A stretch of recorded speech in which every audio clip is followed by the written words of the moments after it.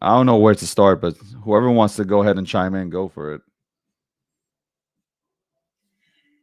I will.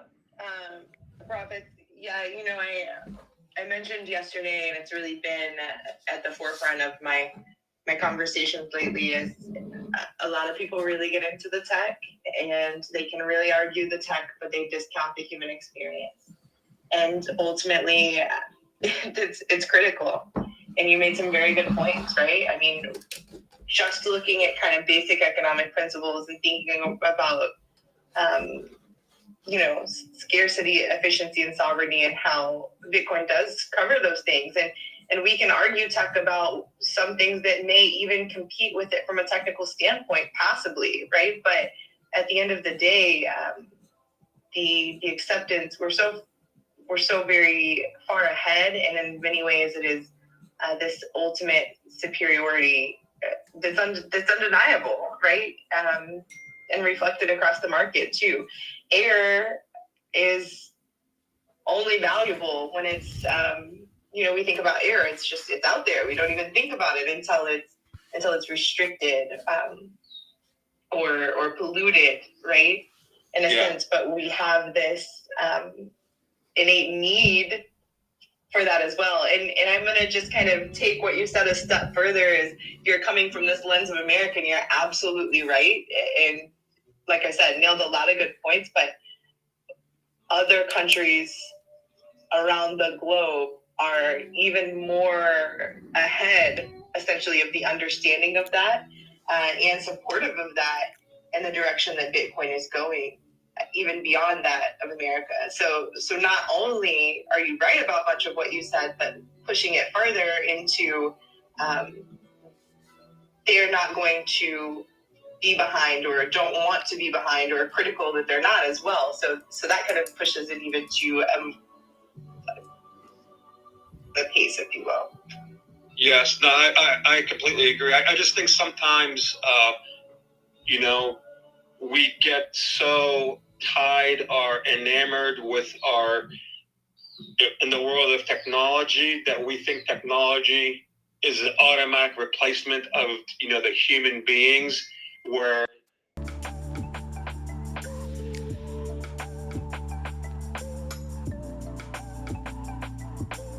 the power of the human being. At the end of the day, I'm a big believer in artificial intelligence, and I'm involved in all tech technology companies. But at the end of the day, at the core, in the center of the universe, and where the connectivity of all of us is within all of us, right? We're all, connected in some way, shape, or form. So just not underestimate the human perception and the human emotion. At the end of the day, we control the voting pools of what's going to be valuable and what's not going to be valuable, despite what you or I or, X or Y or Z wants to say. Like, whether I like it or not, diamonds has value. And I can make a core case and a thesis that diamonds don't have a value, but it doesn't matter what I say, because humans have accepted it and humans have valued it. So diamonds have value.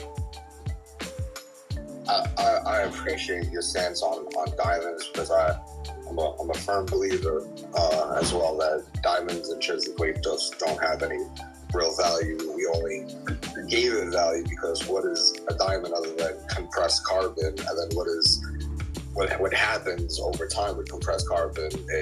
It depletes. So even if you have the largest diamond on hand, and if you had it 100 years ago, guess what? Today it's not the same diamond, because it's, in that sense, it's decaying. So how diamonds retain value, especially when the diamond companies can literally hold in a vault all of this excess diamonds in order to control the supply in the market and treat the values and such. It's a heavily manipulated market, and yet we still, every day, people are buying diamonds and such. So it is an interesting point, and I appreciate you bringing that up. That's, we put value in a lot of things that don't necessarily always have value, but going back to the seashells, right? I can't make a connection with diamonds and with Bitcoin. I guess that's where I'm lost. I can't make that connection. I can make a connection with gold and Bitcoin, but I can't make a connection with diamonds. We're talking about the scarcity. Really? Well, is Bitcoin not 21 million? No, forget about Bitcoin. I'm talking about diamonds and gold. Like how many times? Like we spoke about this yesterday. We go and find more diamonds. We can find more diamonds, and we can find more gold out there that we haven't, found yet. Like, to me, it's like that's what makes Bitcoin so unique. Is that 21 million will only be produced. Though Hector obviously gave an argument about, what if they change it and make it 42, which I don't believe any of these people who you guys feel like are in control will ever do that. Just because I already said it yesterday, I think they're crazy. And they're super like these are real Bitcoin maxis that will not allow the system to be messed with. Others will counter on that, but when it comes to putting value on something, I don't know what value diamonds have. I don't rock diamonds. I don't see value in them. There is no value to diamonds, and there isn't a scarcity of diamonds. That's actually all marketing, and that has all been played into our society to believe that is a truth, and it's not a truth. Yeah, but people put ultimately, and I said this yesterday, Ricardo said it today. I mean, people put value on shit. Like, it doesn't matter what you think. It doesn't matter what you think. Well, That's all through manipulation, marketing. well, That's all diamonds. There's actually not a scarcity in diamonds. That's not a truth. well, hold on. What do you think happened with Bitcoin? I mean, in a sense, there was. But there is a scarcity in Bitcoin. No. There is a scarcity. No. When you say marketing and branding, I mean, I'm gonna play devil's advocate here, man. I mean, when you talk about branding and marketing, like people talking about, Bitcoin in the beginning before anybody knows about it or knew about it, excuse me, that would qualify as, word of mouth, which word of mouth is the best type of marketing that's ever existed. I'm not saying that Bitcoin is bad and that it has no value. All I'm saying is there's marketing in everything. But it's if people put value into it, it comes down to, do you value what I'm talking about? Like, I don't value diamonds. To me, like, diamond, what? Okay, you have a diamond on your hand, and now what? You have a diamond chain. Okay, like, you're blinding me. That's all you're doing. I don't care less about your diamonds. Tell me about how we can fix the monetary system. I'm all in. It's shiny. I get it. agree with you on that. I agree with you on that. But What's the value? What's the value? What's the value in Yeezys?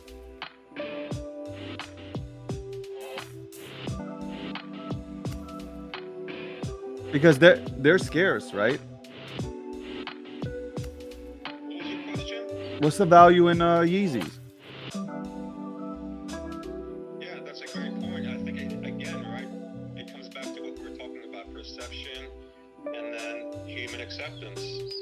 Well, Sometimes. how do you? What's the point of having Yeezys if you're not wearing them? I just would like to understand this. People buy Yeezys, they wait online, they go onto what's that site? Goat? Is it Goat? I don't know what. It's a site where you wait online to go ahead and buy Yeezys. I don't buy Yeezys. I don't have one pair of Yeezys. I think they look ugly. But to each his own. All right. You want to go ahead and rock them? Rock them. But like, what's? you had no idea what you were talking about. Yeah, like Yeezys. Like, listen. They're Yeezys. I'm a Nike guy, bro, and like I rock. I'm obviously into fitness, so like I'm rocking like Nike training like sneakers. Like those are good for me. I'm good with that. And if I'm going out, I got shit that I can rock. Shout out to Ferragamo. But I'm just saying in general, I'm not doing the Dominican thing. Ricardo, relax. I know you're gonna hit me with, are you wearing socks or not? But like, yo, all I'm saying is that like, why are you buying Yeezys? If you're gonna buy Yeezys, wear them, right? If you're not wearing them and you're putting them in your closet and you're showing off your collection, it kind of reminds me of Bitcoin, right? Like, if you ain't gonna go ahead and use it, you're gonna hodl it. What are we doing, right? Yeah, but the thing is show value, right? 1%. No, but Bitcoin has more value than Yeezys. Come on. No, obviously it does. But the point that I'm making is again, right? I'm the one that's saying that diamonds really have no intrinsic value. Yeezys doesn't have any intrinsic value either. But what she was saying, where again, marketing and branding, what Kanye West has done, he's been able to send the perception to signal and burn it in our brain that Yeezys has more value than the Walmart store or shoe. Again, it comes back to the human acceptance. He's put the work, the time by building his brand, showing off his talent. He created a brand, then he burned that signal into our brain year after year after year after year, where then the perception comes into place. But then people did the same thing with Bitcoin. The people here in this community have all been able to go ahead and some way affect Bitcoin in its current state and to build something that's phenomenal. Regardless if you agree with me or not, like what was built here was built by the people. Can you name me one stock with the people? Well, it's not a stock, so I can't name it. It's not a stock. Or name me one valuable asset on the planet that wasn't based off of word of mouth initially. Everything's based off of word of mouth. I didn't make that argument. I said somebody said something about marketing, and I said that everything like word of mouth is the best marketing on the planet. That's what I said. Yeah, but Bitcoin just isn't about marketing. Bitcoin is about the change in our economic living. But education and marketing fits in with Bitcoin. Like it all starts with that. Maybe through marketing, but Bitcoin is not marketing saying, oh, buy a diamond, buy a Yeezy, buy a this, and then you'll be cool. That isn't what it's about. You're not going to be cool. You're going to actually change your life. Man, I'm gonna have to play devil's savvy. I'm gonna have to play devil's advocate here and say that if I go through my timeline, but hold on. If I go through my timeline, I will find so many people telling me to buy Bitcoin. Can you just paint it all as manipulation? It's easy to use big words like intrinsic value, but when you say marketing, manipulation, you can even argue, well, what's marketing? Desirability. People desirability. Like, how do they desire something? Well, they have to want it. You have to sell it to them. Even the word Bitcoin is very easy to write. It's good for SEO. It's easy to pronounce, the legibility of it, even just the word, the choosing. I think it was accidental to just choose the word Bitcoin. Like there was some intelligent design just even from the perception of that. And yeah, like Bitcoin, I think is used to elevate people in the sense of like, yeah, being unbanked and having control of their keys and using it so they don't get Alex Mashinsky or, Do Kwon. But when we use these words like intrinsic value, I mean, that phrase is bullshit. If you guys want to keep saying intrinsic value, y'all would just be in real estate. You wouldn't have been in these like volatile assets, right? Just because the amount of risk that's in it and the amount of loss that's had. So, and when we talk about diamonds, yeah, I don't care about diamonds. I mean, I think that it's a complete waste. But comes back to what Prophet said. It's just up to the person and what David said. Like they might give value in a Bored Ape, in this, in the JPEG. You might not. It doesn't mean that it's not valuable. It just means what do the people want to pay for it? What's the price that they're willing to pay? I mean, look how much Starbucks makes, right? Tall pipe, $2, $3, $4, $5, and yet people go every day and they dish out the money. Why? Because Starbucks provides an experience. They don't just sell coffee. They give you the whole experience, the whole user experience, the tall ceilings, the place. They sell you on the whole brand. They do an amazing job. And why aren't we talking about Lightning Network? Why aren't we not talking about that? Like, there's Lightning Network. You can use that. You can be on bank. There are solutions right now. And so, I don't know. I think that people kind of bash Bitcoin too much, and it's the OG. It will always be the OG.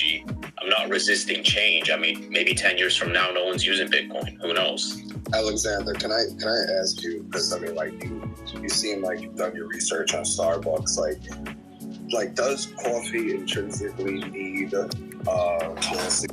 That's BS. Stop using that dumbass word, because the reason why you go to Starbucks is because it's carefully curated. If you just saw a guy on the street selling you coffee and he's like, no, but mine's the Ethereum killer, come buy from me, you won't.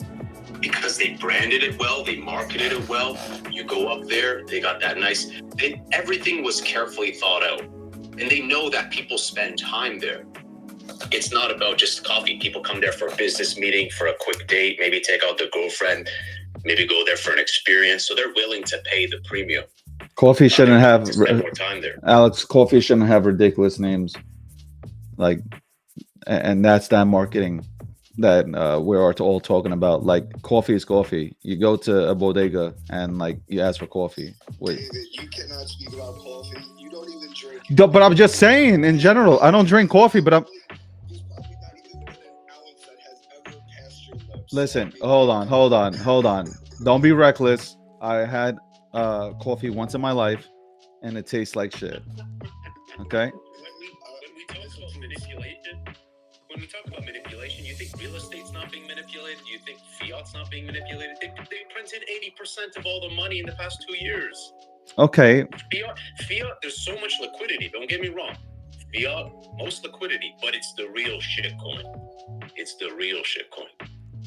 I mean, I agree with Alexander. I mean, like, what has the most liquidity is the U.S. dollar, no matter what anybody wants to say in here.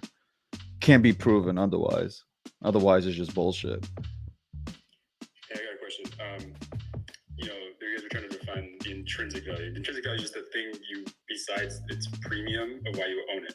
So it profits. If you had to go with one, like if you had to pick one through life because you found you were binary in the sense that you can only pick in the idea that one has intrinsic value, one has actual worth in your life, would you pick up Bitcoin or would you pick a pair of shoes, which in this case are Yeezys? What has more intrinsic value in your life? You either wear a pair of shoes that protect your feet. Its intrinsic value is protecting your feet from the elements, or you get a whole Bitcoin. Well, you can't wear those shoes because they lose their value, so I think it's going to But I'm saying there's plenty of people who don't have shoes or have the opportunity to have shoes in the world, right? I'm sure that they would find more value in having a pair of shoes to protect themselves from the elements than Bitcoin provides them. Yeah, but that's not even practical. If you can't get a pair of shoes, no, hold on. If you can't get a pair of shoes, why would it be feasible or viable to get Bitcoin? Exactly. At least make an argument that makes sense. Intrinsic value of holding If you can't buy a pair of shoes, why would you wouldn't even have a phone or a laptop or the capability. How does it help the poorest of the poor then? If you rather have shoes than have Bitcoin, how does Bitcoin help these people get out of this situation? They'd rather have shoes. Yeah, but you're doing straw man argument. No, it's not why would you make it? It is straw man argument. No. You're choosing between.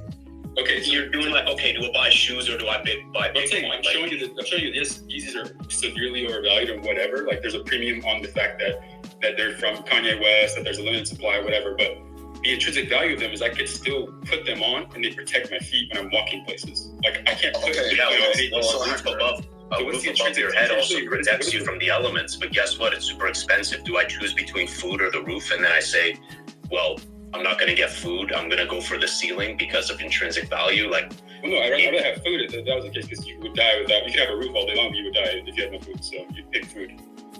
That's still a straw man argument, man. No, it's not. I'm saying it is. You that it is. You're dealing in absolutes here. You're like choose between the shoes and the Bitcoin. No, I mean your examples were shoes and stuff like that. That's why I just brought it up. Like if you had to pick one and you realize that there's intrinsic value in one of them, and there's not so much intrinsic value in the other, because you have to define that. You understand that if you put on shoes, pigeonhole people into a one choice or another kind of situation. I didn't make the analogy was already there. I just tried to show you guys that there's more intrinsic value in the shoe.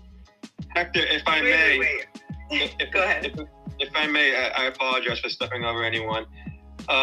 You're comparing apples and oranges. If you go back, right, thousands of years ago, humans were walking around barefoot.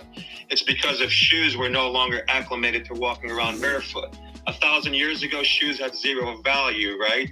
But because we got softer and softer with clothes and shoes, etc., I'll give you a priceless experience. So again, it comes back to the human experience. One of the ways that I got into Bitcoin, for some it might be a turnoff, so I apologize, but one of my really good friends' aunts, she denied going into chemotherapy when she had pancreatic cancer. So the insurance took her off. But she was going through a lot of medication problems, getting painkillers.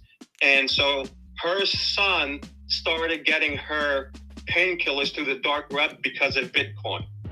That, for her, was a priceless experience. Yeah, she died 6 weeks later, but the last 6 weeks, she was able to die pain-free. So right there, you see the value of something like Bitcoin, right? Already within 13 years. It took thousands of years. Wait, sorry. I'm not discrediting the shoes. I'm not discrediting the argument, like if you're saying that they use Bitcoin to buy stuff on the black market. It's like, could people not buy this stuff before on the black market? Like, was it not a market of pharmaceuticals and recreational drugs that people could buy without Bitcoin before this? Someone who's never ever been. We're talking about my good friend who has never had a traffic citation. No, I understand. He's gonna go in the streets and go get methadone for his aunt. No, I understand, but I'm saying, like, you're saying that it allowed for, like unfortunately or fortunately, it depends on who you are. I'm not picking a side. It allowed for illegal activity, but illegal activity is already possible. Like, it's already been, like, people right now, doctors right now get in trouble for writing fake scripts, and they don't need Bitcoin to do that. Like, they literally do it all the time. So I'm not understanding how this is a unique value prop that is intrinsic for Bitcoin. It's like you're doing it right now. There's probably look up cases all the time of doctors doing it, of people doing it. Like, I'm just trying to understand, like, how is this like this? Yes, it's an emotional story, and I understand that, but it's not intrinsic or unique to the Bitcoin proposition. That's what I'm just trying to fault you at. Yes, it's a great idea, great story, but it's not unique, and it could have been done, and it has been done, and it is done in other ways. What's the best running shoe proven by orthopedic surgeons? What's the best running shoe? Please don't say New Balance. The best running shoe is your foot. The natural technology. Shoes are actually nonsense. Truly, and my brother's an orthopedic surgeon. Barefoot running. Barefoot running, exactly. How many people have won a marathon or any sort of running event with bare feet? Guys, I want to answer Hector's question when we get a sec. I'm saying I don't understand this. I don't understand where we're going with this. You're making these claims where none of this is actually factual, right? The first 24 world marathons, 21 of them won it barefoot. All 21 being Hold on a minute. Hector, you're literally asking about marathons being run barefoot, but yet you don't even attribute to the fact that there's people that are literally just doing that naturally still, today, you know what I'm saying, just naturally, and they're running those distances, like, and they're not running the marathon, so who cares if they're running the marathon? People still have the ability to run without any shoes on, so no one's arguing you can't run with your feet. Like, no one's arguing you can't with your feet. So, like, but if the case was that if you were better off without shoes, and shoes have no intrinsic value, there would be no Nike, there would be no Adidas, there would be no Payless, there would be no famous footwear, there would be no nothing, because you would understand that running with your bare feet is a better value. It's like, it's a better idea. No. You're making a case for evolution. No, I'm not making a case for anything. You're literally trying to fight for the idea that you should have no shoes. Like, you're literally saying that. All right, gentlemen, I'm gonna take it back to Hector's question, and then we're gonna raise our hands and have some order here. I feel like for it to be school-like, but My apologies. we're not gonna talk. I feel like this show should be sponsored by Nike. At this point, Nike and New Balance. Shout out to you guys if you want to sponsor this show right now, because we're all in it. Let's keep it. I mean, civil, but we can get heated here. But let's just keep it civil. Yeah. Because I have my question for Hector. Like, I've been like, my mind has been like, we ended obviously the show yesterday. We go only 9:30 to 11:30 a.m. We ended it at like 1:30. But I still I took something away where I was very shocked that Hector said that, yo, if they do these things, I would go back into Bitcoin. So I want to touch on that. Hector, you can't get away from that either, man. You said it. I totally stand up what I said. But I'm still stuck in what I believe. Like, I'm so stuck in the thought of understanding with BTC that it won't happen, or the possibility of happening is very low. So yeah, while I agree and say yes, I would go back, it's like saying, yeah, I'll do it when pigs fly, essentially. Yeah, Hector, you kind of touched on it right there, though, right? Like that you are kind of a little bit stuck in what you believe. But I want to go back to your question about the shoes. Now, I mean, It's okay. No, It's no, fine. you're painting me as like I'm stuck and I have this like bias. I don't have this bias. I have this belief that because these people have acted in such a way that they're refusing to change. Like look at the top, the Peter Todd above where I posted. This guy is the top 10 contributor, Bitcoin Core contributor, the literal developer, one of the earliest ones. He's the one saying you are an idiot if you do not think that Bitcoin should raise its 21 million cap. Like these people have influence. Can I go back to your question? Yeah, sorry. I'm just letting you know. Like this is not my belief. This is what I'm seeing. All right. Okay. All right. Well, we'll come back to that. But to answer your question about, the shoes and the Bitcoin, what it really comes down to there, I think we got really stuck on this idea and concept of shoes, but it comes down to choice. And what about sustainability? When you think about sustainability and you think about people who are actually in those types of situations that they recognize a possibility of sustainability and valuation, and you think about that, a lot of these, you're talking about essentially a person who does not have shoes to begin with. So they have already adapted to their environment or are going to do what they need to do. If I say to a person, here you can have 100 gallons of water, we'll deliver a water service to you this time, or we'll build you a well. You're not going to have water while that well is being drilled and built and that process is being carried out. But if they have a means of going and retrieving water for another source and delaying that gratification to say, I can have water now, or I can have essentially, endless water or a vast, more sustainable supply of water, guess what? They're gonna pick the well because of sustainability here. So can I protect my feet from the elements and I have this degrading product? Those shoes are not going to last a lifetime, let alone a person who might be growing and they may not even be able to physically put their foot inside of that shoe.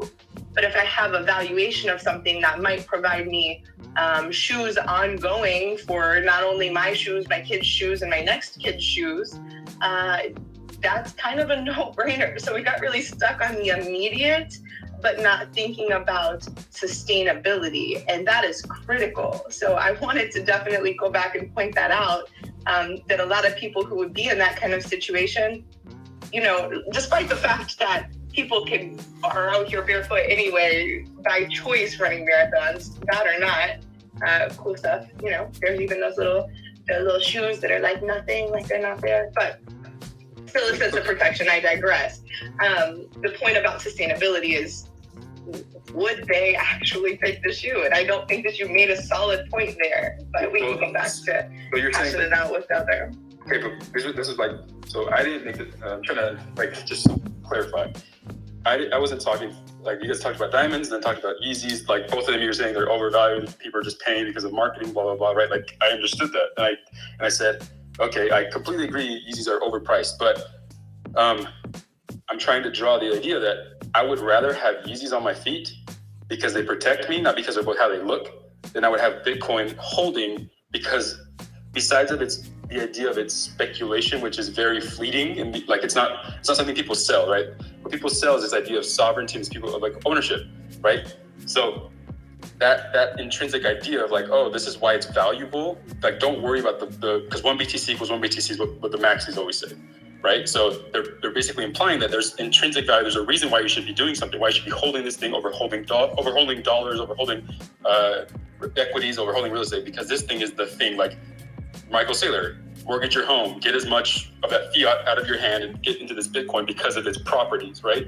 And so what I'm trying to say that, like the analogy that you drew with like shoes and water, like, yeah, like those things are both valuable. And if I had to pick one between shoes and water, I would have water, because I have to sustain myself before I can actually walk anywhere. So I understand that, but I'm saying, now bring that analogy to shoes and Bitcoin, which is what you guys are talking about. I'd rather have shoes because shoes protect my feet. If I had to pick one, like these people, anyone in the right mind would rather have shoes. They would not be walking barefoot, because if they wanted to walk barefoot, they would not have these huge companies that supply shoes. Bro, wait, hold on. If you gave me the choice and I was in that situation, I would take the Bitcoin and buy the whole village. But that's what I'm saying, though. That's what I'm saying, though. You have to pick one. You got rid of the Bitcoin. You now have the shoe. So you have shoes now. So you decided to get rid of your Bitcoin to buy the shoes because the shoes were more valuable. No, Hector, you picked shoes. Yeah, I mean, like, you're picking these Yeezys. I ain't picking Yeezys. Half these people that buy these Yeezys are putting them up on the shelf. Like, ain't nobody wearing these. I'm not trying to talk about the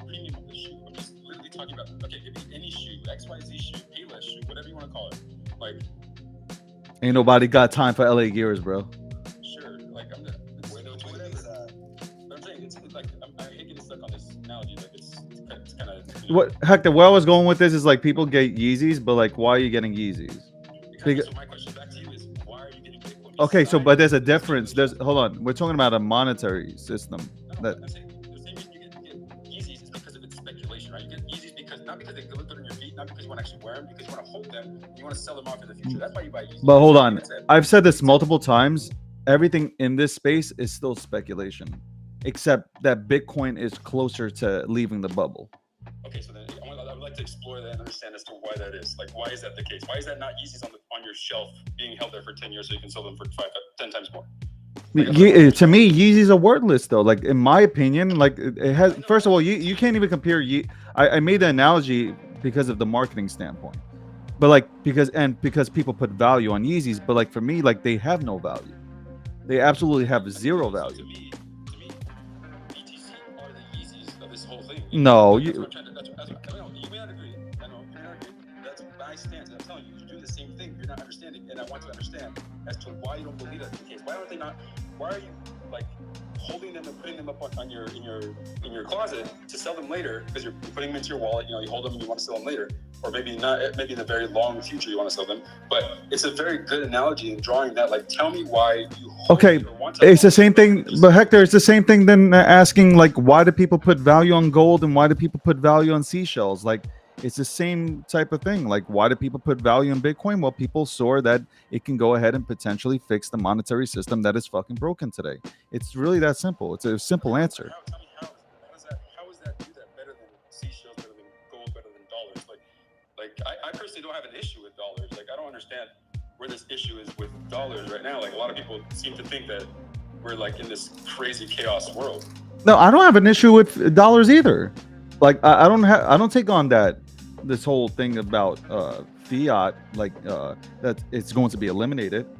Like, if you ever heard me in a space, I'm always saying like I really believe fiat is not going to disappear, and that if anything does happen in the future, that I really believe that it would be essential to have the digital dollar backed by Bitcoin. That's my stance. But Hector, I don't understand why you're bashing on Bitcoin when the whole BSV argument is, no, Bitcoin is great, but we're the true Bitcoin. Like, you know, like it's that's what I'm saying.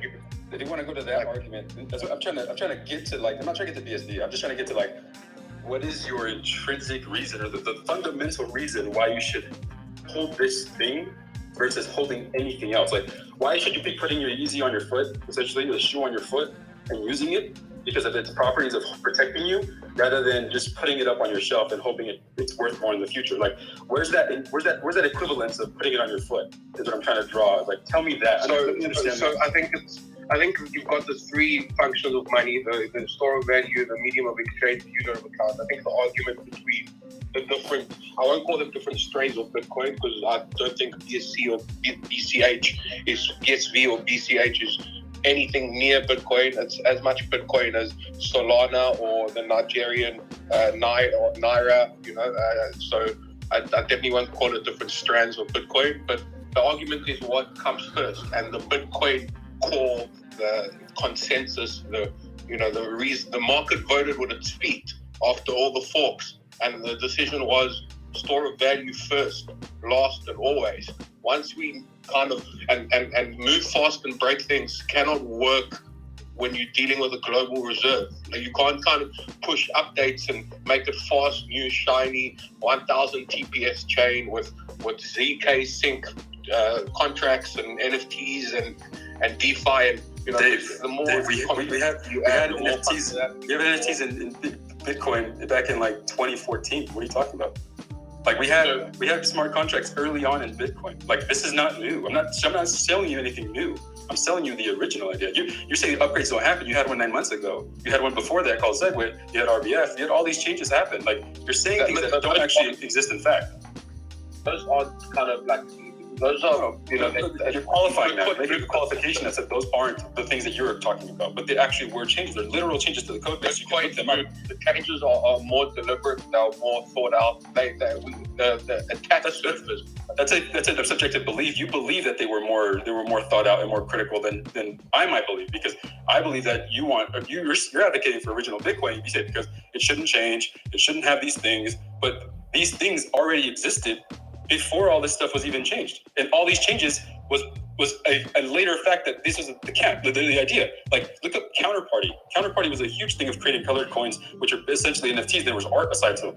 Like, these things existed already prior, and so you might have a skewed belief as to what you believe Bitcoin is, but those changes that you're saying don't exist, they literally have already been done, and they are still advocating for more changes. There's a whole improvement proposal, a process called BIPs that make changes to the code base. Like, this thing exists, this thing happens right now. So I don't know what you're necessarily speaking of when you're saying that we don't want changes, we don't want things to be thought. When changes happen, but they do. But the changes to the protocol are relatively better consensus compared to fiat, right, Hector, or any other protocol. Bitcoin is relatively the best consensus mechanism that is being what is that consensus mechanism? Like, explain the consensus mechanism. The BIP is put into GitHub or something, or a portal where all these things are brought in, and people voluntarily check these codes and put yay or nay, and it has some kind of discussions going on. For the recently there was the covenant versus the other thing, which I can't remember right now. There was at least an argument, right? At least there was a back and forth. I don't see that in other protocol, widely accepted things like fiat. This exists in Ethereum. Like, the ERC20 was an thing that was advocated. ERC 721, same thing. Yeah, like, these things exist, and there's proposals that exist, like EIPs are a thing, like on Ethereum. So this is not unique to Bitcoin. You say it's a unique consensus mechanism, which is not. Like, and you think it's like some sort of decentralized consensus mechanism, which is also not, because it's literally on GitHub, which is not decentralized. It's decided by a few people who actually say, "Oh, we're gonna actually vote on BIP XYZ." If that's true, that means you're expecting it to be fully decentralized, which cannot be achieved in a quick time preference. No, but I'm being told that the BTC is the most decentralized. I'm pointing exactly that these changes are not decentralized. Relatively most decentralized. For example, no, tell me how. Hold on. Can I ask you? Hold on. Time out. Hector, are there any positives in Bitcoin?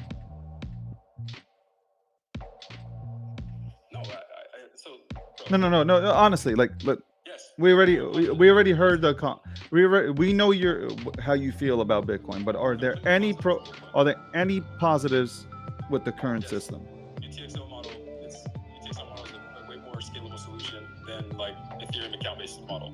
So you can do a lot more stuff because you have UTXO set, and you compute basically movements, and that's much faster, much better than what Ethereum is having to do right now, which they're basically like the analogy is they're trying to change an engine in mid-flight. So, and good luck to them. I doubt they're ever going to do it. And they're relying on secondary networks, which Vitalik at the beginning said it's bullshit, not going to happen. Now they're doing it and basically doing what BTC is doing. But but Bitcoin is great. Comparison, I think most of the times we get into this compartments, like either we argue or discuss the differences between Bitcoin and crypto, or people argue or discuss differences between Bitcoin and fiat. But bringing all the three together and Bitcoin being in the gray area in between is I think a better discussion to be had, because you have to bring many different aspects to the argument and just not stick to one compartment, if you understand what I mean. For example, you might get into a gridlock where you kind of argue between Bitcoin and crypto, but there's energy which comes into picture, but people don't want to talk about energy when they are fully focused on the UTXO or wallet-based type or smart contracts. And smart contract has two different meanings. Just having a multi-sig is also called a smart contract, but people think smart contract is you're trying to have dApps in the ecosystem and et cetera. But we have to at least be open to different types of argument bringing in when you're cocooned in a compartment, right? Sure. Like, I'm not trying to. I'm just so. What I want to understand, like, the intrinsic value of, or the fundamental reason why you would put this on your foot or use it or do it, right? Like today, it just came out news that two members of Congress, Tommy and the girl from Arizona, I just forgot her name. They just proposed legislation allowing for cryptocurrencies under $50 to be tax-free, right? That on the surface sounds great. Like, oh, great, we can now use Bitcoin. But this purpose is for, it literally says, for retail services and goods, and basically advocate for a spurring of the economy using cryptocurrency. So if that's the case, which like, oh, let's all go buy our Starbucks, let's all go buy whatever, you're now limited to 600,000 people at the most who could engage in this ability to use $50 or less to buy something at the store, or buy something at your coffee shop, or buy something at your bodega or whatever. Like, where is the intrinsic value of someone who is a merchant wanting to use this because they can only support 600,000 per day worldwide? Like, I mean, the whole, like, it's just a country, the whole United States. Like, there is no, and even then, if you do manage to get the 600,000, it's going to cost you $50, $60 just to do that in a transfer fee. So you're going to pay 100% of, like, at most of your purchase price to make this transfer. So this bill is literally the worst thing you can do for Bitcoin. There are many bills which are proposed. No, I'm not. There was Salinger. No, let's not move off to a different bill. I'm just saying that this bill specifically that was proposed this morning, or provided this morning, is the exact issue. So that literally shows you how there is no intrinsic value in using the Bitcoin, because you can't actually use it in commerce. Like, it's literally showing you that can't. If I may say, you're saying Bitcoin can't be a scalable medium of exchange as of today, and it can be the case for anything other than fiat. Is a big question mark that can it be an apex medium of exchange? But that maybe this point is the point I want to make is you don't need to have your store of value always in your apex medium of exchange. That is simply not the case after we got stock market. And people still, I think 60 to 70% of the world who do not invest or do not have the luxury to invest, stick storing their value in the best medium of exchange in their jurisdiction or area. So maybe the store of value narrative has some value to it if people just want to hold something and not devalue for a long period of time, given a long period of time with quote unquote. So Titan, even if that's the case, even if I agree with you that that's a store of value, if Americans decide tomorrow that they can use it for retail and they use the 600,000 transactions, how is everyone else going to use it for store of value if they never can get a transaction processed? What do you mean? Large transactions are always going to be, so it's the base layer, right? If you're going to have, what do you call scalability by entrepreneurs or people who like doing things, they're just going to build on top of it. And you're required to use Lightning. Bitcoin. But to use Lightning, you must go through the base layer to establish payment channels. So you have Lightning is just one example. But I'm saying, in order to move it to any other network or any other layer, you have to move that Bitcoin over. You have to peg it over. You have to do something to move it over to the next network. So anything requires a transaction to happen on the main chain. So even if you found the amazing scaling solution, which is not Lightning, because Lightning does not work, besides that, then you would still be beholden to the 600,000 max, which if one country decides to use it for retail and can find a way to use it for retail and actually fill up your whole space of 600,000, how in the world will anyone else in the world, even if they agree that it's 100% store value, how will they ever be able to process those transactions? A store of value only needs, right? If I need to go to level 2 on an Ethereum, I still have to pay the expensive gas, but people still do it, right? There is some kind of use case. But some people can't. Yeah, some people can't. The thing is, like, you're speaking for the... Who's going to use it? It's going to be a battle of the rich, then, essentially, right? The richest people who can pay for the fees are going to get processed. I don't know the name of the game. Before fiat, kings and queens have always been rich. There's always been a hierarchy. I know, but this is not what we're selling here. We're not selling this idea. You're selling, okay, I agree with you that kings and queens are always rich. I'm not arguing that at all. But what you're advocating for is This is for everybody. This is monetary freedom for everyone. So explain to me how you are doing that, not tell me that we're going to be kings and queens or the kings and queens will only use it. I'm saying that's my position. That's what I'm telling you. I'm saying the richest of the rich will always be able to do it. They'll always pay the fee. They don't give a shit. They want to fly, they want to do it, they can do it right now. Yeah, so it's not going to happen anytime soon, but go ahead. No, anytime soon, but I'm saying, okay, to me, you're conceding to that. You don't know that, you agree with me that you don't think that that's the case today. That today, these people cannot use it for a store value because they're going to get priced out by tier 1 countries, Australia, UK, United States, everyone, because they just have way more purchasing power and they're always going to get into the blocks. And even then, those people will be, like, their market structure will be so much higher than everyone else. Like, just imagine the average person in the United States. This is where energy comes in, right? What energy? If I get 1 minute, I can explain it very clearly. Let's say you actually figured out the $100 million question and you actually got rich, Hector. Now, let's say for a small iota that you want to be part of the society by providing energy to a place, no matter how much it costs and no philanthropic, etc.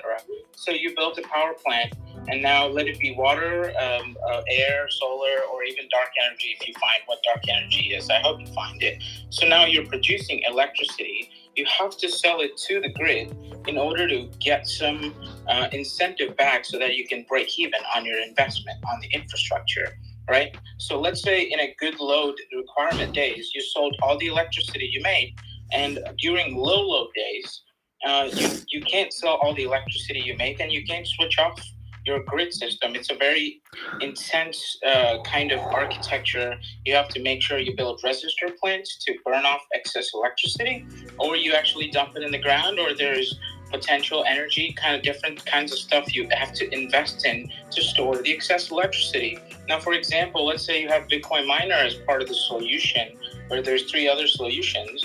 And now during excess capacity where grid doesn't need it, you can put it in Bitcoin instead of trying to invest in a resistor camp where you're converting into heat, or you're trying to keep it converted into water. Given you can't convert the Bitcoin back to electricity, but you're getting at least more than 0% than wasting your electricity because there's wastage. And you can switch it on and off very quickly, which is very efficient for power plants to just rotate supply directly to demand. And it's a good incentive where the prices of electricity will get cheaper because the power plants are not baking in the cost of storing excess capacity or wasting. So when this bake-in cost goes away, you're inherently making the electricity cheaper to the grid, and it will cascade in various different ways on how you use energy. If this is maybe a little complex or not understandable, I can elaborate this. But your whole argument is fixated on the fact that people must use Bitcoin. So because that's what makes energy. That's not what I said. That's what you're taking. I did not say people. No, because of the energy, right? If the energy becomes more efficient, it's efficient because of the usage of Bitcoin, right? No, it gives a good incentive, which has a mix of energy and an investment, which are both coupled together. So yeah, so it must or a good savings account. I'm saying, will this break if there was no Bitcoin? Like if there was no idea of Bitcoin, or Bitcoin was worth $500 or $50, would this work? No, right? But that's not how it is, right? Exactly. So your whole premise is stuck on the fact that. Yo, Hector, but hold on. You make your points. You're not letting him make his point, man. It's hard to make a point when your train of thought is broken. Clarify it after, man. Like it just make it fair, man. Because like when I debate, man, like I like to get my thoughts across, but then like if somebody stops you midway, you lose your whole train of thought, and like now you win. So like, okay, you won, but based on what? Merit. So let us all go ahead and talk.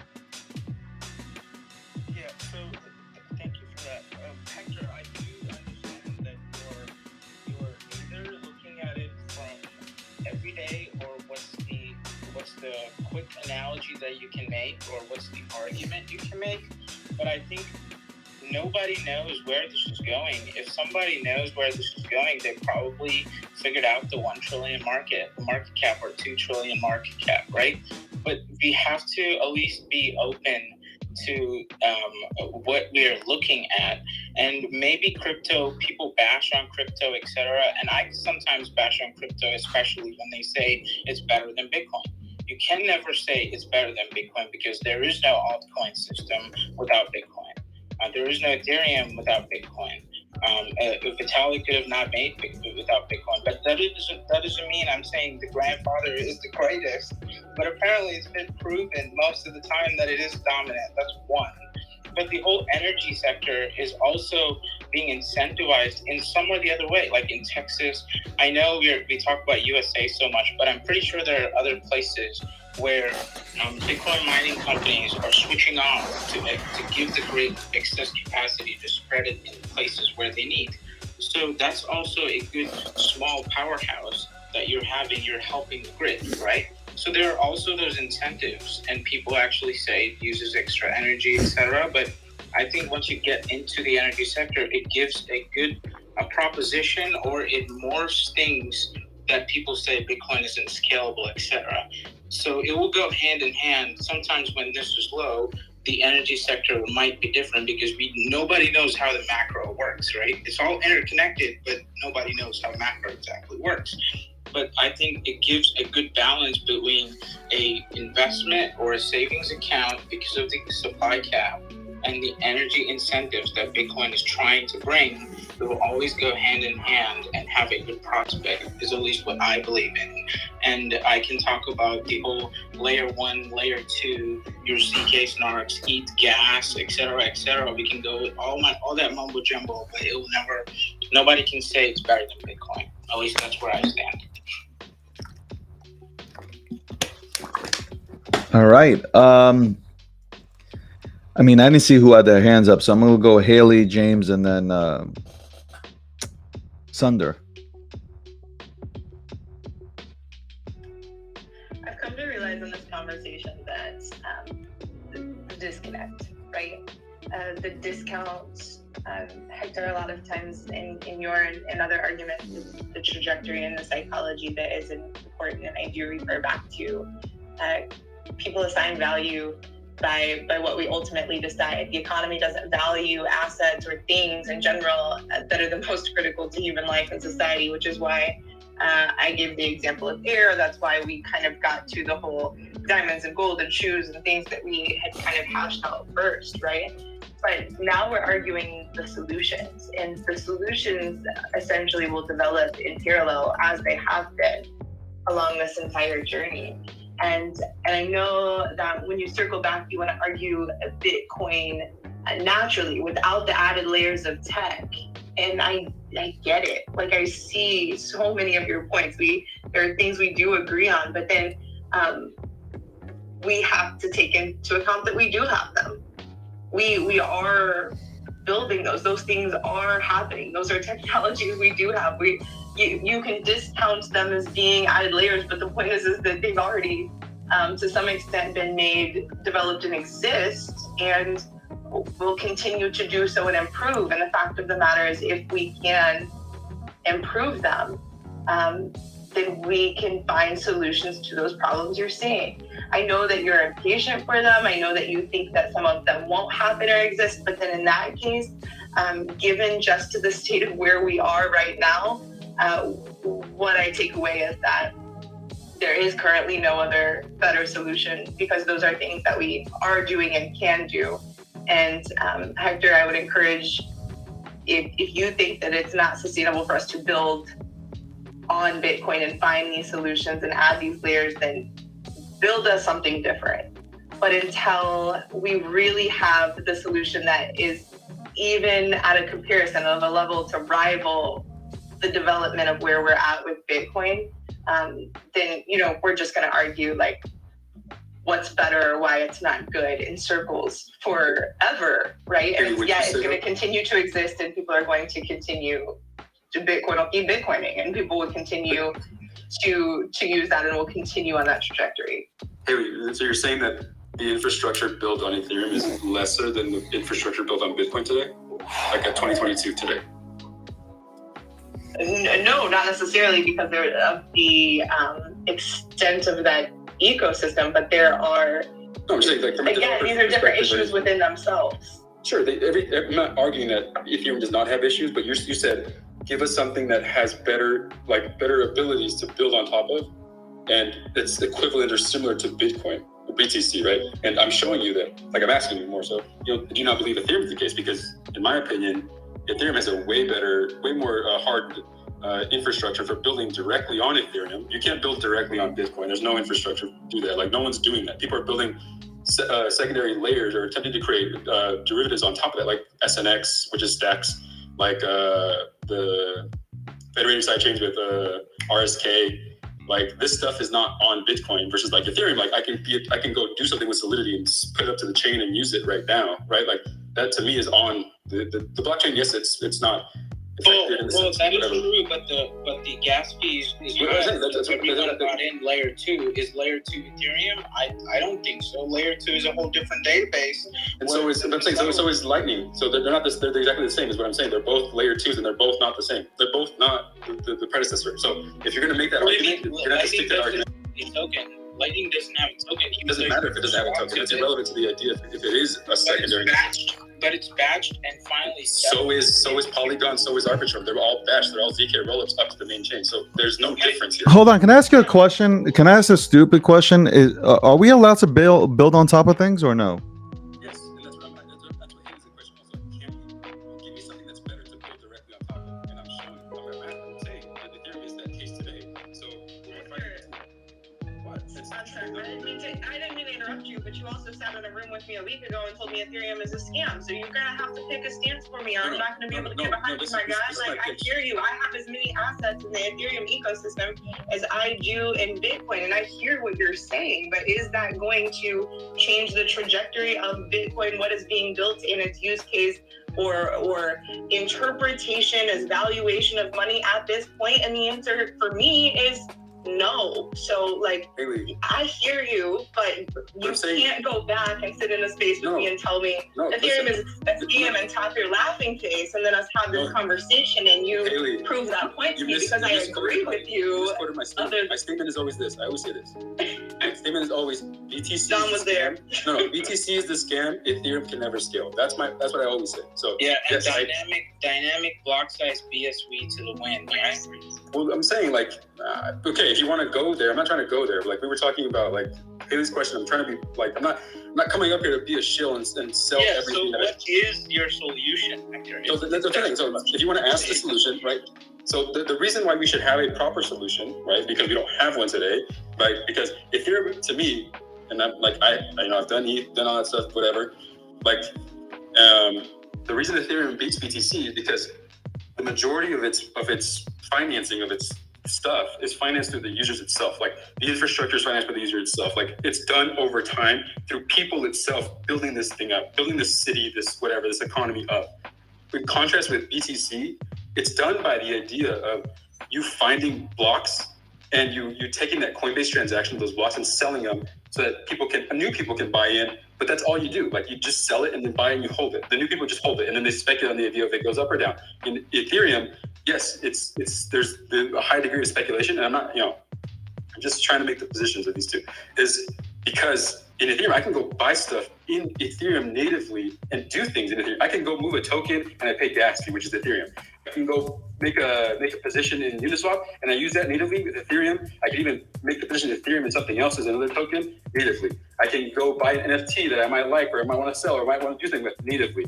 I can brokenly try to play a game, but I can do that natively. Like none of those things, like the attempts are there. The things you can, like there's at least a mall of stuff you can buy with Ethereum. But why would you want to do that if you can do that with fiat already? I can natively. No, I can't do things natively. I can't do things natively. Buy energy.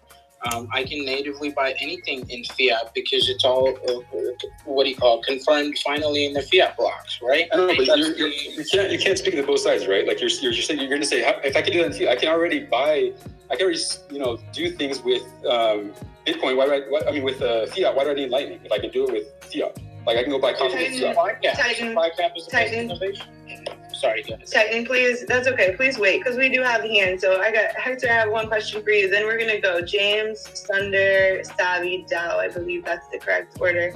But Hector, what I heard you say about the evaluation, and my question is, if people continue to hold it as a store of value, and I guess my just thinking point is, Do you think people at this point of where we're at in development across this entire ecosystem, or industry, I should say, not even just ecosystem, multiple ecosystems, do you at this point think people will stop doing that?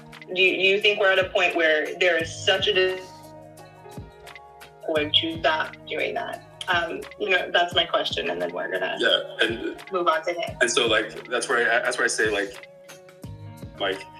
people are buying it because they believe, so someone buys it and they hear about Bitcoin. You tell them, oh, it's Bitcoin, it's this thing, it's a store of value, blah, blah, blah. And because it's always, and why would I buy it? Oh, because it's gone up the past 13 years.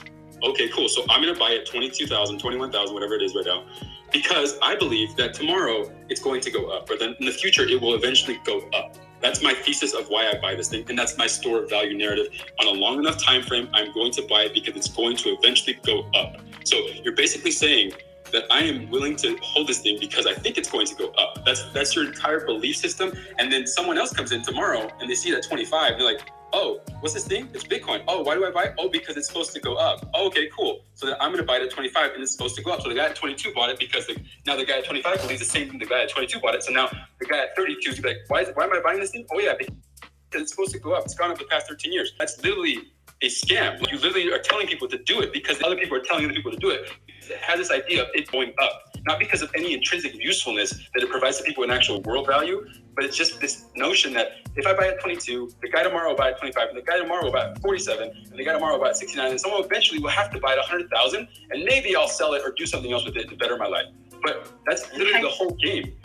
Otherwise, tell me what's the intrinsic reason as to someone why they should be using it when we know they can't use it very often. You even said this stuff is not built out today to use it. So tell me why I should be holding this thing, besides the fact that you believe it's going to go up in the future.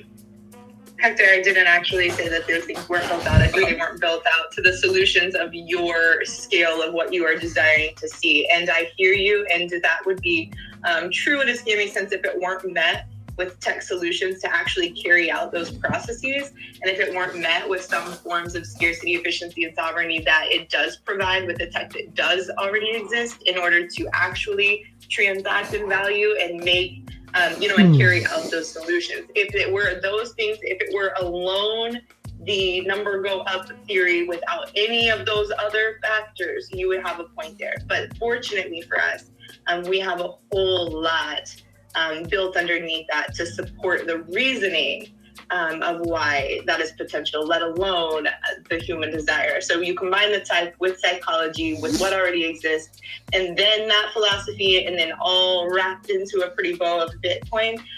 There's a lot more there than that. James Sunder, Savvy Dow. That's where we're going. Hey, Hector. We disagree on 99.99% of things that you say. But on this one point, you are actually right. Bitcoin used to be a place where transactions were pennies. And, one of the selling points was remittances all across the world, cheap transaction fees to move around money or value. But as it stands today, the network, as it grows, the fees are going to be quite exorbitant, and only the richest people or for large transactions will be used on the main network. And smaller transactions will have to go to a layer 2 solution. You are right on that. But it can change, obviously, but that is where we stand today. And I just wanted to comment also on what David mentioned, Hong Kong being number 1 in crypto readiness. That list is absolutely crazy. I can't believe there's no Singapore, there's no Korea, there's no Japan. A lot of these crypto companies were in Hong Kong, but they've actually left Hong Kong for other jurisdictions because Hong Kong's got a very poor rule of law ever since the Chinese Communist Party's taken a real influence on the judicial system, where one day something's legal, the next day they can just switch it off just like that without consultation with the industry. So I was actually shocked to find Hong Kong on top of that list. I guess one of the factors they said was because there's no capital gains, but that also applies to Korea and other places as well. That was just the 2 quick points I wanted to make. Thank you. I don't agree with 99.9999.1 things that you go ahead and stay here. say here, Hector. Who's next? I don't know who's next, LA. Yes. Yes, Hector, I was listening to your questions. Some great questions, by the way. So when you asked the intrinsic value, I just posted one video by documenting Bitcoin here in the space. And the next, maybe you have some time, you can go through that, but I'll clarify the thing. Say, so the first thing is maybe the goods and services eventually have to be, valued in terms of sats, because 21 million bitcoins equal to 2.1 quadrillion sats. So that is one thing which is enough to go across for everyone around the world. Okay. And till date, Bitcoin is going through the phase where we are all habituated to how the dollar is being used in the world, and the Bitcoin is being priced in dollar terms, but that's not what Bitcoin is built for. First thing is trying to get the people to understand that we have to remove the habit of rent seeking, remove the habit of dependency on banks. So it's basically the banks getting bailed out every time for whatever offenses they are doing, and all the people dependent on them also get bailed out with taxpayers' money. So it's an attack on the middle class and the poor people who are suffering, because it is trying to take away tax money which could have been used for the building of nation, but it's gone and being used up to bail out people or put in unnecessary wars by the government. So basically, the lobbyists group and the banks are holding government at hostage because they have elected, elections are happening by their funding, and the government, before it does anything, the poor people or the middle class, they have to, please the people who have supported them with huge funds. So the government is also held at ransom by corporations and banks. So this is called Cantillon effect, which is what BTC is trying to get away from. So this is a kind of revolution fee, and what Bitcoin is trying to do. So right now we have to all understand that we have to think about it as a long-term proposition until the whole world understands that we're trying to come out of this habitual way we have been running the governments, corporations, and banks. To give the power back to the people as we took it, because the democracy stays, the power doesn't continue to us. Not just voting rights, the money should be removed from the government, subtracting money from the state so that individuals hold power. And once we have saving technology in our hands, maybe 50 years or maybe take 20 to 30 years, who knows, but even earlier than that, people hold this, and its price will continue to go on. But now, I know a lot of people, we have learned some lessons on the way that it cannot be used as an hedge and try to put it again into stock markets or use shit coins and shill shit coins and use the Bitcoin as an inflation hedge. It is taking brunt of attacks by shit coins and the stocks. So I recommend people just hold it and DCA into it on a regular basis so that you don't feel the brunt, but 30 years from now you might be seeing that. I don't, so maybe if you have a question, you can go ahead and I'm done.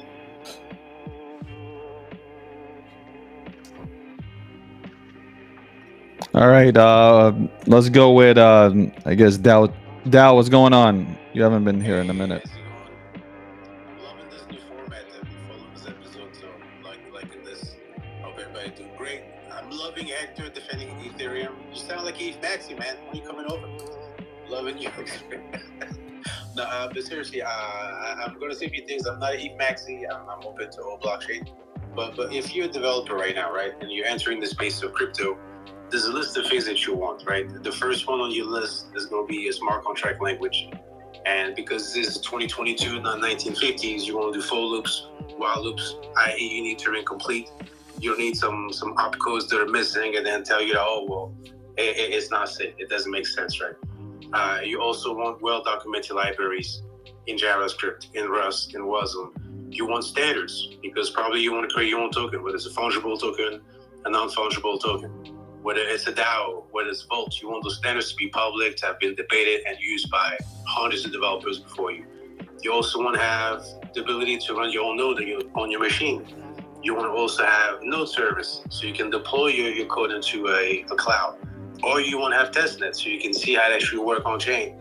You need oracles for price or other information outside the blockchain. you probably want stable coins because it's the best way for, leveraging some US currency or Euro currency that's on chain. You need a bunch of services, right? And the list is long. You probably need a way to index to your blockchain to understand which contracts are available, what data they provide you. You need analytics, you need on-ramps. All that stuff is not present in the Bitcoin ecosystem. In Ethereum, people can say, oh, it doesn't scale, or we're using layer 2s, but those things are working today. You have 500 protocols in DeFi alone. If you look at NFTs, you probably have 200 different protocols that you can use to build, and they're permissionless, meaning that any developer right now that starts today can play with those protocols, can build on top of those protocols without asking for permission from the developers. And this protocol works. They're the building blocks of DeFi, which stand the test of time, because we look at CeFi, we look at 3AC, we look at Celsius and Voyager, and they fell, but DeFi is still standing strong. So I get that Bitcoin is not going anywhere, but it doesn't seem like there's a dev infrastructure for Bitcoin. It seems like the main adoption for Bitcoin is as an asset, but the infrastructure around it is just not there. People keep talking about layer 2s. The only one that's really there is Lightning Network. It took 7 years, and the only adoption is custodial wallet, meaning people don't even have their own keys. And the routes are going to be further centralized. It's going to look like a banking system all over again. So that's the only option for dev infrastructure for BTC. It's just not cutting it. So I think people need to open their mind to other blockchains doing it better, and Bitcoin specializing for one thing, which is the asset BTC. Yeah, so if Ethereum, you said many things are built, but if I walk into Ethereum, then I have to compare other L1s too, because everybody will have different appetite on how they want it, what's their use case. So, for example, Solana, Ethereum had so many good things like Curve, like Stablecoin Bank or Yearn or etc. And those all are just about Solana versions now. So if another big round of innovation comes in, what's to say that there will be another L1 blockchain that will do things better, because there has been technological advancements in 5 different L1s, and they just took everything from each L1 and made it a new copy. So it's always going to be iterative, and I don't think it's HODL type. Maybe that's the way I would like to say it is. Everything else is not HODL type, it's utility type. You want to use it when you want to use it, and if you want to use this L1 and you're sure that you're going to use this L1 for a good long period of time, then it makes sense for you to HODL the L1 coin, so that you just want to thank everybody for tuning in. Reaches some kind of big adoption. The breakdown, episode 30, discussing Bitcoin, pros and cons.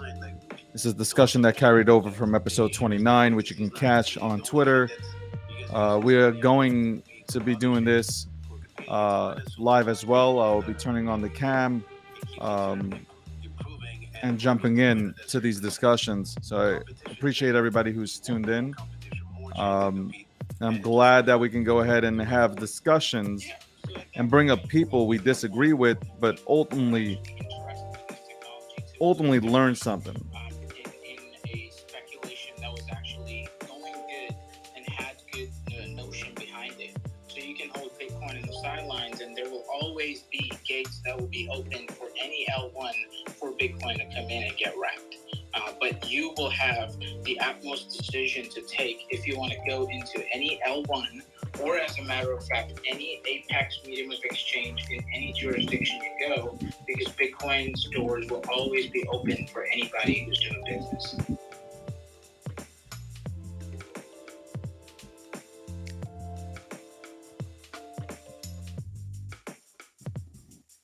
Abby, your hand's gonna fall off. Go ahead.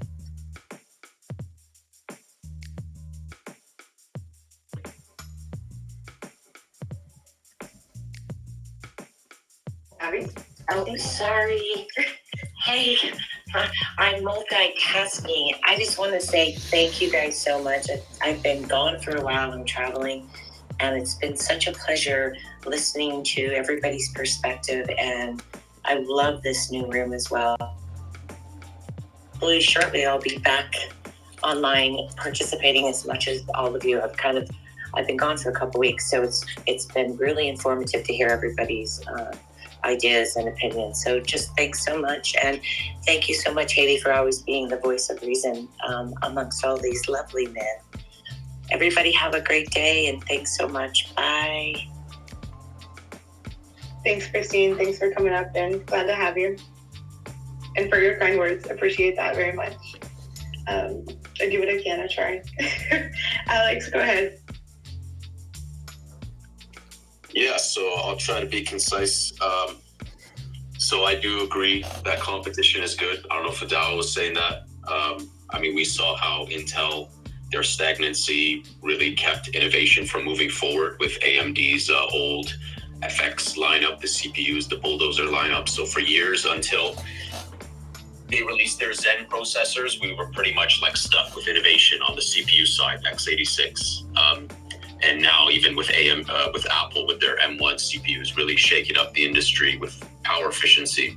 So competition, it's great for the consumer. I love all different cryptocurrencies. The last cryptos that I bought were not Bitcoin. I actually haven't bought Bitcoin in a while. I even missed out on this like pretty juicy dip. When it comes to, I think we keep making like this side or that side arguments. And I think like, even with you, Hector, you keep making it, I see from the empathy that you're thinking, how do we uplift these people in the poor nations? This is all about, uplifting everyone, empowering everyone. But the reality is that we're not all going to make it. We're not all going to make it. Not everyone's going to be winners. Not everyone's going to put in the effort or seize an opportunity. And when we deal with absolutes, like I'm all for like uplifting people, but some people will be in poverty indefinitely. Should they not get an opportunity? Yeah, they should get an opportunity, but some people will just do that. That's why like 2/3 of people go back to their 9-to-5 after winning a lottery. They just don't have the skills of wealth and to apply it. When we go back to that shoe analogy, the ultimate technology is your foot. It's unnatural solutions for an unnatural society. Back in the day, all of our ancestors were running around just barefoot. That's what they did. And they would build the calluses, they build the strength. And chances are, we can't talk completely generalizing. Generalizations, hypotheticals, speculation is all dangerous. Because when we think about the person who doesn't have access to shoes or something, like they also probably don't have access to many other things that they most definitely would love to have. They would love to have access to like this and this and this. And when we use the word intrinsic, like what defines value? I mean, you might love a painting and I might say that's an abhorrent abomination, and that's fine. And just because I see value in something doesn't mean someone else will. If I like New Balance, maybe I don't like Nike. Maybe David likes Nike, but he doesn't like New Balance. Or No, I don't know who. I don't even know who likes New Balance. I mean, I don't know. Shots fired, man. I like my New Balance, man. I just copped a couple pairs. I see you wearing New Balance. We can't be friends, man. Oh yeah. There's a conflict there, but it's really up to the person. Like the people put a value on something. I hate diamonds. See no value there. Gold definitely cumbersome. But I definitely see that like Bitcoin isn't perfect. No. Is there issues with it? Sure. Can I go to like Starbucks and want to spend Bitcoin? Probably not. And the same could be said about like Ethereum. I don't want to pay them gas fees. I think people will be speculative with anything. I mean, look at shoes. Like they were meant to be worn, but people are using them as a store of value. Like we were talking about Yeezys. People will just do what they want, and that determines ultimately sentiments. Like we are our own DAO. We are our own like value associator with things. And I think thinking network gets shat on too much. There are people to this day, like you can even see this one YouTuber tech lead. He's just living in Japan, just strictly using the Lightning network. Now it's a little tougher. He has to go and buy Amazon gift cards and do this and do that, but he's strictly doing that and avoiding fiat completely, just kind of experimenting. There are solutions there, but the reality is that we're early in this industry. It's going to take time before things fall into place. And When we use words like intrinsic, it's technical jargon. We should just say, is it desirable or no? Is it feasible? No. Is it viable? Do people want it or they do not want it? Because like, if people desire it, they're going to want it. They're going to go through all hoops and loops to get there. Because tell me what's economical, what's energy efficient about driving to Walmart? There's 100 ways to get to Walmart. It's not very efficient. What happened to all the Ethereum killers? Where are all the ICOs from 2016? So this whole like, your shit, I'm the best, is just like, that's why I say strawman arguments. It's just like, it's you versus me. You're crap, I'm gonna beat you. And when we talk about Ethereum, yeah, great, tons of great utility, but maybe people just don't give a fuck. People are just like, fuck this shit. Maybe they're like, I don't like Vitalik. Maybe they're like, man, I don't want to deal with this. I like Bitcoin. Maybe they like the word, and that comes back to like branding and marketing and first to market and the other things. Now, first to market doesn't mean they're always going to stay there forever. Look how BlackBerry had to pivot being first to market, right? They fell on their face. Now they're doing some patent stuff, whatever. But Apple took over. So yes, change is key. But I think that Bitcoin gets a lot of hate. I think there are some good things in place that Bitcoin has made. And frankly speaking, I don't think anyone's ready to use crypto as a general consensus, whether it's efficient to or not. I just think that the people are just still not ready there. We're too early. So even if there was like Bitcoin señorita and it's like 0.0000001 cent to spend it, just people don't want to, and they're not there yet. Just like the foundations are just not there yet. I don't think that there's anything wrong inherently with Bitcoin. Just because you can't build on it, okay, that's fine. Like, that's not a big deal. Maybe people don't want to build on it. Maybe they just want a speculative asset. Maybe they just want to hold it and see what happens. And the same could be said about anything else, whether it's a shoe, whether it's an axe, a brick, whether it's whatever. It's this whole like, I would rather buy shoes than Bitcoin. Well, you bought a phone, you're on Twitter Spaces. Do you need that to survive? You could have bought some more Bitcoin SV. Like, I need a phone. For sure, I need a phone. Those whole arguments, like, I've noticed this, Hector, you keep generalizing how everyone thinks, but not everyone's you. They're all going to make a decision that might make no sense to you or me, but they did it. And like, they see value in it, and that's fine. That's what a we're free trying market. to do, right? We're trying to create a consensus of truth. But it's not about trying to do. It's not about trying to do. We're not trying to shove decisions down their throat. They're going to do what they want to do. Then. If we're not going to have a discussion and let everyone go on their merry way, then let's have everyone go on their way and stop the space. No. Hold on. You can't save everyone. You're not everyone's savior. They are their own savior. And I know, so exactly. So then why are we having this space and discussing and conflicting ideas? Then instead, let everyone just make a decision, and whatever happens, happens. Like, that's what you're advocating. There you go. There's the opposite. What's the point of the space then? Well, I have a there you go. for Alex. The point of this space, real quick, Dow, I want to say this. Like, is there? Let me ask you this question: is there a problem if people in Nigeria use Bitcoin? Yeah, because they should buy shoes first. No. Alex. No, seriously, I'm asking. Like, people in Nigeria go ahead and use Bitcoin. Is there a problem with it? Yeah, I'm just like an honest question. I know people that are using. I know about 4 people that are using it in Nigeria. That's 4 more people that are 4 more people that are using BSV. I think Nigeria doesn't have exchanges. They actually use actual peer-to-peer transactions by Bitcoin. Okay, so what's the problem with that?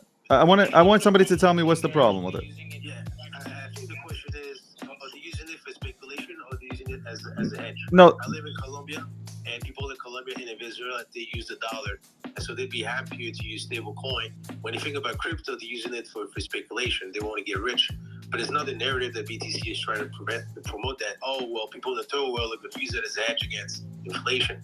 Right now, around the world, I don't know if other people live in the third world, when you think about a hedge against inflation, they want the dollar, right? So the issue is, Alex, that was the question I was going to ask is, would you be happy, or maybe to the whole room, to James, to David, would you guys be happy if the only use case for BTC is as an asset, and then fundamentally there's no infrastructure being built around that's decentralized?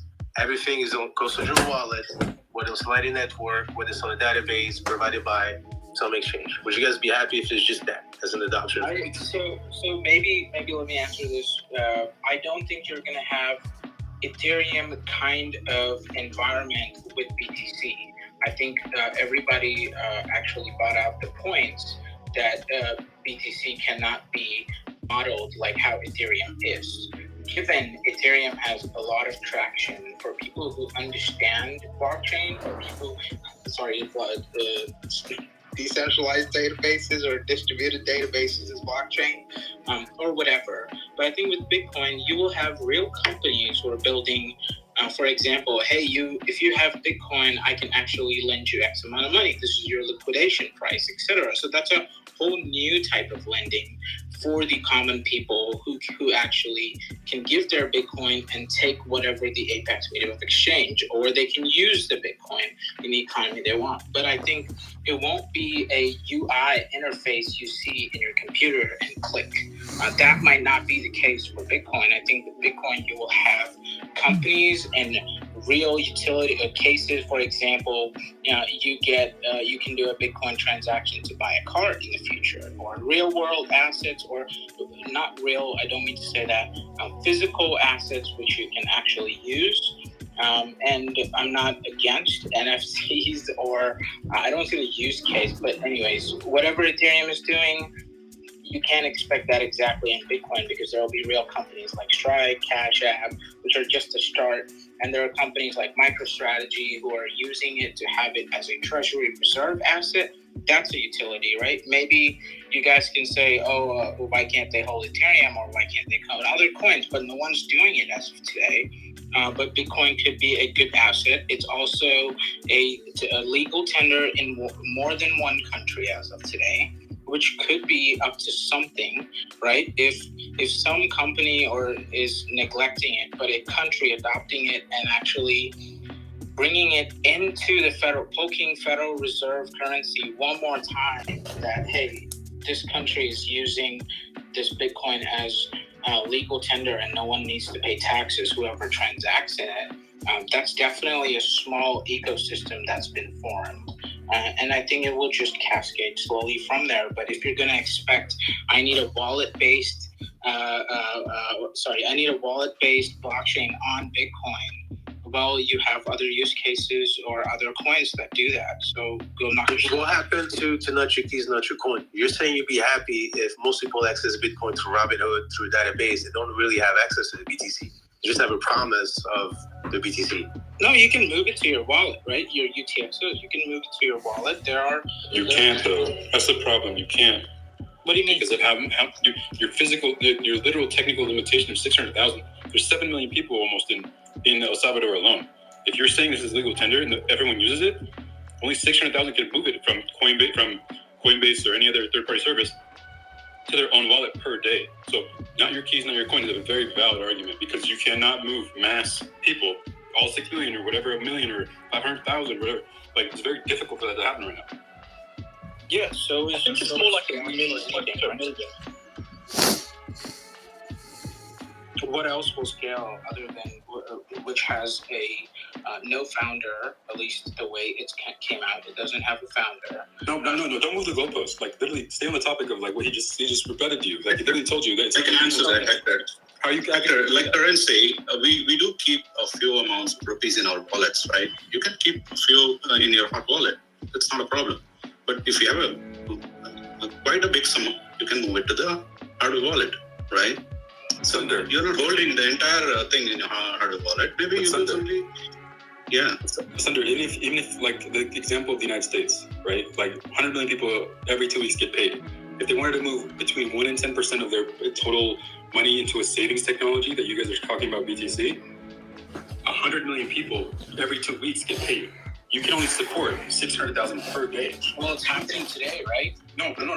So listen, even if you got that case, even if you were somehow unlocked that and you got the largest employers in the United States to do this tomorrow, like you would have years and years and years of transactions just from these 100 million people getting bi-weekly paychecks to make them move to Bitcoin. So You screw El Salvador, screw everyone else. Like they'll never get anything and do anything. Like it doesn't matter which country adopts it as legal tender, because the United States, the number one economy in the world, has its people DCAing every 2 weeks. Yeah, I'm not gonna. So how is it savings technology then for the world? Respectfully, I'm not gonna take your word for a country's decision, because they have probably put something into research or some money into research. No, the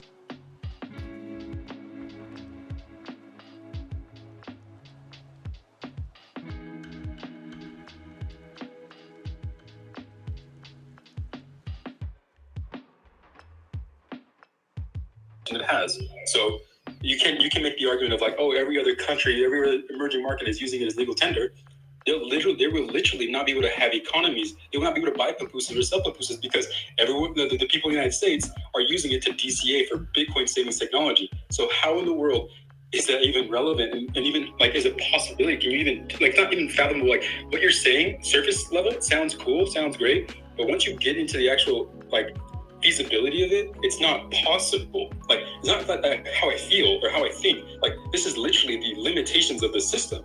So tell me how you circumvent that. Fiat was taken out of Gokhshtein. No, don't move the argument though. Like don't move the argument to something else. I can answer that. I can answer that. I can answer your question. See, basically, all these big companies that you're talking about, if they're trying to buy the Bitcoin. So the argument here is all the publicly traded companies are held accountable for the regulations, right? They cannot buy Bitcoin unless they are approved by the SEC. So they cannot invest in it right away. But some are doing it, but so they won't immediately buy everything. So right now, everyone has got the opportunity to buy as much as they want, right? So and you does it answer your question? No, because then you just went into the other argument, which is not nothing to talk about. Before SegWit, it was 1 million weight units was 1 megabyte, right? Now with SegWit, that's up to 4 million weight units, which is the equivalent of 4 megabytes, because there was an update done to the network. Yes, as it stands today, that wouldn't work if everyone put their paychecks on it, but Bitcoin will continue to scale. There's development constantly being done onto the network. So, yeah, hypothetically, your argument would be right that if everyone tried to do those transactions via their paycheck, as the network stands today, the network would be overly congested. But your transaction limit argument, 600,000, is not true, because it is true. It's scaled up to 4 million, right? James, it's more true today because these SegWit transactions are much bigger than the traditional transactions. So you can't say that you will have additional savings. Your total savings is roughly like 30%, if that. And that calculates roughly around 600,000 transactions per day. You might have 604,000, whatever. But it's roughly, I just use a round number. But like SegWit or not, it doesn't matter. You're still about, because your SegWits cost more in terms of like space. So has SegWit increased the amount of transactions that the Bitcoin network can handle? Yes or no? So you're roughly, not necessarily, you're probably like 20-30% more is what you're saying in the end, because that's still an increase, right? It's still sure, I'm not disagreeing with that. But I'm saying you're at roughly 600,000 today with SegWit or not. Like you're roughly around there, like whatever, okay, 620. So what's to say there cannot be another update that increases that? But I'm saying, I'm not saying you're speaking into this theory of possibility that maybe yes, it might be the thing, but you're advocating for this idea today. No, but Hector, you're not answering the question either. Like you call everybody out on it. Like he's asking if it just went up 20 to 30. Hold on, Hector. If it went up 20 to 30%, who says in the future that it can't go up another 30 to, let's say, 40%? Sure, I don't disagree. Yes. Okay, so then that he just made his argument. Okay, and I'm not disagreeing, but your argument is, I'm saying your argument is not that. Your argument is you are saying today people in the world are using it. This is a savings technology. You're saying this is a savings technology, but then you literally cannot do the savings part of savings technology today. What do you mean? So you're taking an assumption that all the companies will actually send Bitcoin to the road. If you're selling it, why are you selling it? Case, you're assuming and you're bringing up the concern. But I think always the apex medium of exchange will be given to the people, and people can take the decision to move into whatever they want. And that's part of the education, where everyone or people who are trying or like Bitcoin is saying that you can move into Bitcoin when you get your salary. It doesn't mean your salary has to come in BTC if that is a problem, if that can be solved Right. in the future. Right? But you're saying today this is your savings technology. You guys are saying this because you're saying today. Hold on, Hector. I'm saving it. I'm not spending it. To me, I'm saving. I'm trying to tell you that you are the very, very, very small number of people that. Well, no, I'm not, because I go into rooms where people have the same thought process as me. Bro, look at the chain doesn't lie, right? Like you have 250,000 transactions per day average. Like, Okay, but that's people spending it or do whatever they want with it. I'm not a trader. I don't day trade. I don't claim to be one. I don't fake to be one either. Like I can trade if I wanted to, but I don't trade Bitcoin. I don't need to, man. If anything, I'll trade some old coins to go and get more Bitcoin. The people who trade aren't even on chain metrics. They're literally on the exchanges the whole time, so it doesn't even matter. So I get it, but Hector, at the end of the day, I'm saving Bitcoin. For me personally, it's like a savings account. That's the way I look at it. It's a store. It's literally, for me, it's a store of value. what happens?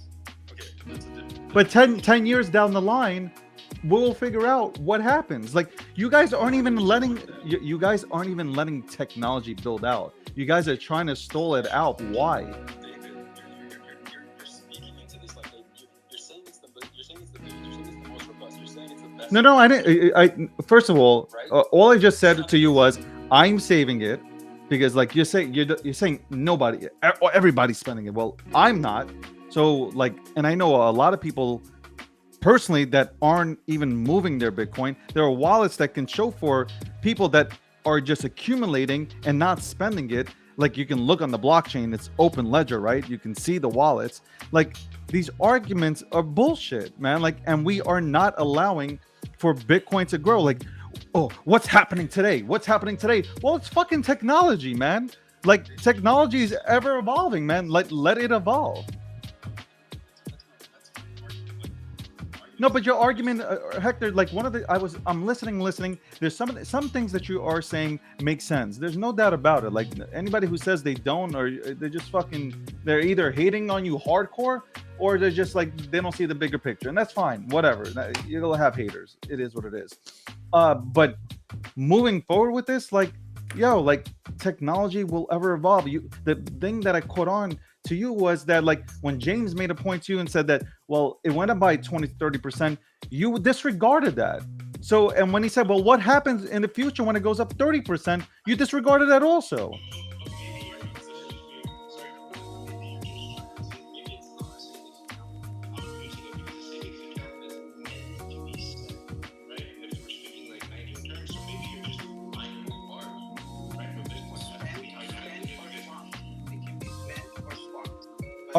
Are we not making the analogy that Bitcoin, well, at least for me, Bitcoin is digital gold?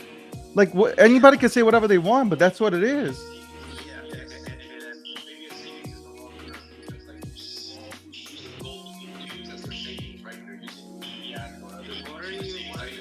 Well, mostly if you have a checking account, people spend out of their checking account, not out of the savings. And if you're spending out of your space.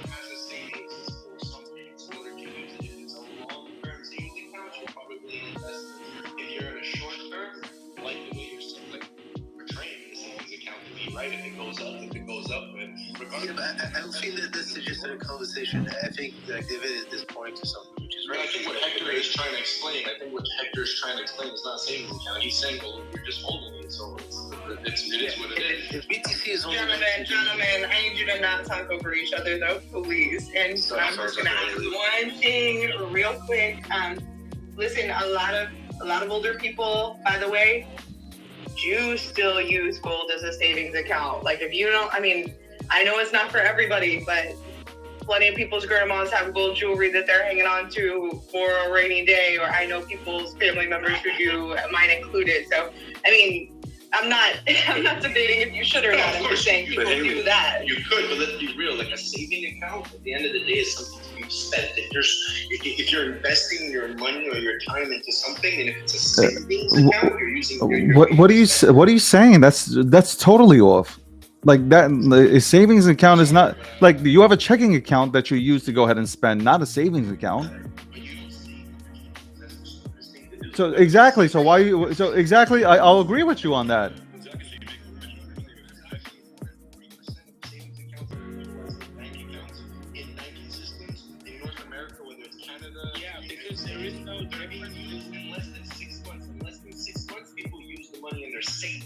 count.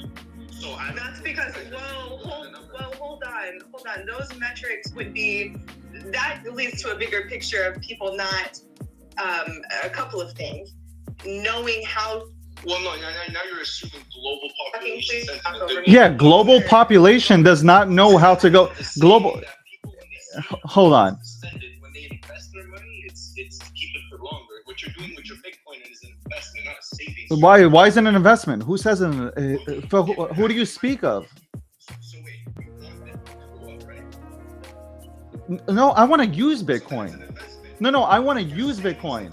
No, absolutely not. You just put words in my mouth. So you want to go? You see, there's a difference. I'm gonna explain something in debating because you guys, a lot of you guys don't not know how to debate. Like, you suck at it. You absolutely suck at debating. Here's the thing. You don't put words in people's mouths. Like, you don't put a word. Like, if you want to debate, then let the person speak. Don't say you said that it's an investment, or you think it's an investment, or you're looking for it to go up. I'm already past that. I'm looking at Bitcoin to go ahead and change the monetary system across the world. Don't tell me what I'm looking to do with my Bitcoin or what I'm looking for out of it. I'll tell you what I'm looking for out of it. Don't tell me. Do me a favor, man. You want to talk about yourself? Why? Because don't put words in my mouth, because this is my show. Don't put words in my mouth and then go ahead and have people quote. I'll tell you why. I'm not attacking you. I'm going to tell you that you're not going to go ahead and put words in my mouth and then have your words being used as my words out there on Twitter, okay? Where people are going to say, well, David said that. No, absolutely not.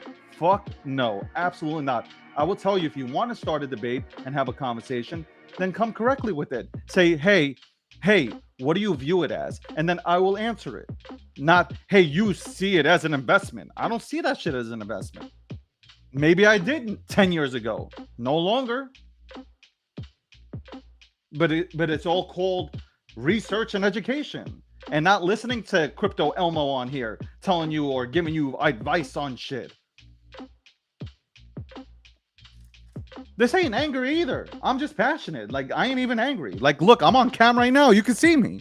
I'm on camera. I am on camera. This is all live. You can see me. I am not even angry one bit. Not even red in the face. I'm just passionate. Yeah, and let's be clear. You can't say anything about being attacked if you literally took the mic from me while I was talking and talked over myself and David. I'm sorry, sir. I'm going to need y'all to tone back. And hold on, Haley, real quick. Honestly, and if I wanted to go ahead and be around a bunch of yes people, I would not have Hector up here. I would not do interviews with Richard Hart. I don't give a fuck about the likes and engagements. Trust me, I don't care. I've had them way before I knew these people. Okay? I will go ahead and bring on people because I want to go ahead and get the other side. That's why. And some people are DMing me right now. People that are close to me saying, hey, why are you bringing up these people? Why are you going ahead and bringing up these people? They bring nothing to the table. Well, you know what? For me, it brings something to the table. Because maybe, just maybe, out of all the shit that is going to be thrown at the wall, maybe I'll just capture one thing and I'll look into it. Here, look, guys, live on camera. I've been writing down everything here the entire time. So I can go ahead and look into things, okay, after this show to then bring something of substance to the next show, okay? Because that's how I work. I will be open-minded to everything. I yield my mic.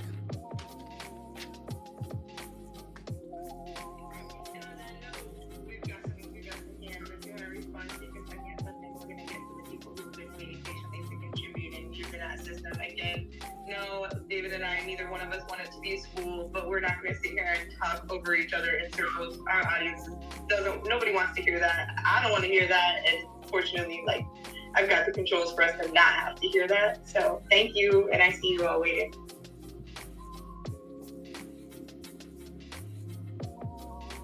All right, awesome. Spicy morning here, enjoying it. Good afternoon to everybody. And based on these arguments that are going back and forth, right? I'm just looking at the qualities of money.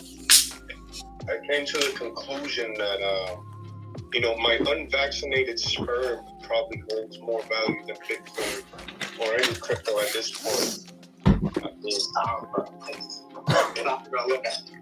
It does match most of those qualities of money up there. Just saying. Enjoy your afternoon, guys. Oh my God, I got tears. I was drinking right at that moment. Thanks, appreciate that one, man.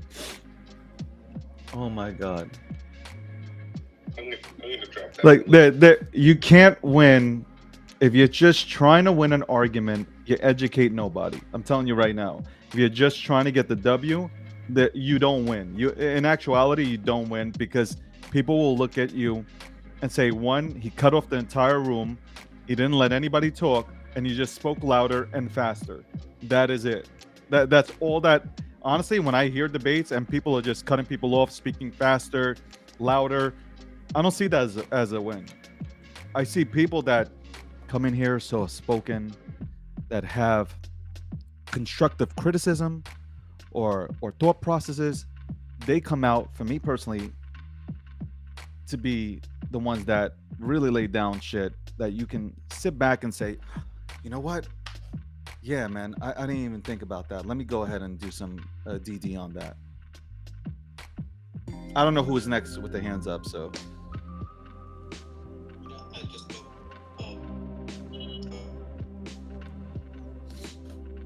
Man, you would think everybody's sitting on Bitcoin and Ethereum, you get a normal mic, man. I'm just messing with you, son. Okay, guys, I just posted the definition of decentralization, and I just found a great image. So, can any of the people who are sharing coins, can they say that the government cannot kill this particular project, right? Nobody can say that. Yes, we can still do that, but Ethereum. So the basic definition of decentralization does not apply to any altcoins unless it's a Bitcoin. Wait, so there, you take down Ethereum though? Like, show me the steps. You take Vitalik hostage, you kidnap him, and what do you do? Well, with Ethereum, it's proof of work. So with enough money, you can take down a proof of work with like Ethereum. With proof of stake like Bitcoin, you'd need enough hashing power to overtake the Bitcoin network. So it's two different arguments. It's definitely easier to do with money than to do with computational power. Well, you can slash them right after they try to attack. You can slash them as many times as they attack you. So actually, you have a bigger financial budget on Ethereum as of today versus BTC. And as we move to proof of stake, it's actually easier for people to stake without being known to the government. If you have a miner or if you have a large factory or a mining machine, it's a lot easier for government to know where you are. So you're removing actually an attack vector by moving from proof of work to proof of stake. From a fundamental hardware perspective, from technology perspective, Ethereum uses AWS. This is what I heard from the technology people. That's 40% of the nodes. And even if you take 40% of the node, you still have 60% that don't rely on AWS. So again, how do you take down Ethereum? You kidnap Vitalik, you kidnap his whole team. What do you do? So there it goes again. Let me interrupt real quick. There it goes again. What I heard from. Did you actually sit back and actually do your own research instead of having hearsay me throw out? Listen, it could be right. I'm just saying in general, it's hearsay because you never looked into it. Like there is a book for Cryptopians by Lynn and also Into the Ether. Not talking about shutting it down, but it can definitely be a question of can we change? Can we put something in there so that there's not huge amounts of loss in there? So there is some kind of vector for manipulation from those two books, which are real events that happened, right? And I'm not saying that to bash Ethereum. I'm just saying the code, not your, but you're saying you're moving code on chain, right? You're changing the code of the blockchain or introducing a smart contract, which is public and anybody can see it. No, you're manipulating the transaction. You can input the transaction. Sorry, not input the transaction. You can manipulate, reverse the transaction. That's the right word. You're claiming that you can revert the transaction on Ethereum. No, at least that's what is told in both crypto and into the ether, right? Can you explain what that means? Like, what do you mean by reverse a transaction? I think it was about the DAO hack, which was happening where they had a decision to reverse the transaction, right? They hard forked the chain. It wasn't quite reversing a transaction. So right now, the Ethereum Classic is the Ethereum main chain. And what we know as Ethereum is a hard fork of the original Ethereum network to recover the $50 million that was hacked from the $150 million DAO, yes. Thank you, Trent. That's right. And did Vitalik take consensus of the entire world to do that? To hard fork, move on to other chain? And we can be doing it, infinite number of times and keep doing it. So this actually calls it to be a security, right? So I'm not saying you cannot exist, but you got to be regulated as securities. You throw that's what we're saying. at the screen just to see what sticks. Like you'll just keep jumping. Keep jumping to a different argument. Because you stick to the argument. Like, what's your fundamental point of a contention with Ethereum? Is it that it's not decentralized enough? Is it that it's basically the monetary policy keeps changing. The monetary policy keeps changing, right? And those arguments have been around since 2017. Like, literally, like people have been hearing the same contentious argument against Ethereum since 2017, or maybe I think around 2017. It's not about existing since 2017, but all the altcoins, especially the Luna and Celsius, they went through Chapter 11 bankruptcy. They find Chapter 11 bankruptcy. I don't think Bitcoin will ever do that. There's nothing to buy it for. Can I ask a question? Can I ask you one question? Chapter 11. Can I ask you a question? Do you hold anything other than Bitcoin? Oh man, sorry, the Chapter 11 thing. Yeah, we'll touch on that too. Sundar, do you hold anything but Bitcoin? No. So you've never held anything but Bitcoin?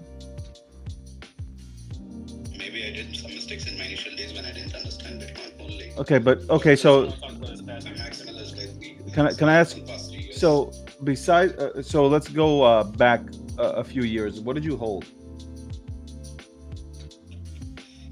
Well, I jumped into Ethereum first, but then I realized my mistakes. No. Okay. Besides Ethereum, what did you hold? Stablecoin, maybe that's all. Just two of them. So you only had Bitcoin, Ethereum, and a stablecoin. Yes. Okay. I yield my mic. Yeah. Can I ask Sundar, have you held stocks? Sundar, do you own a stock portfolio? No, not really. I'm into real estate.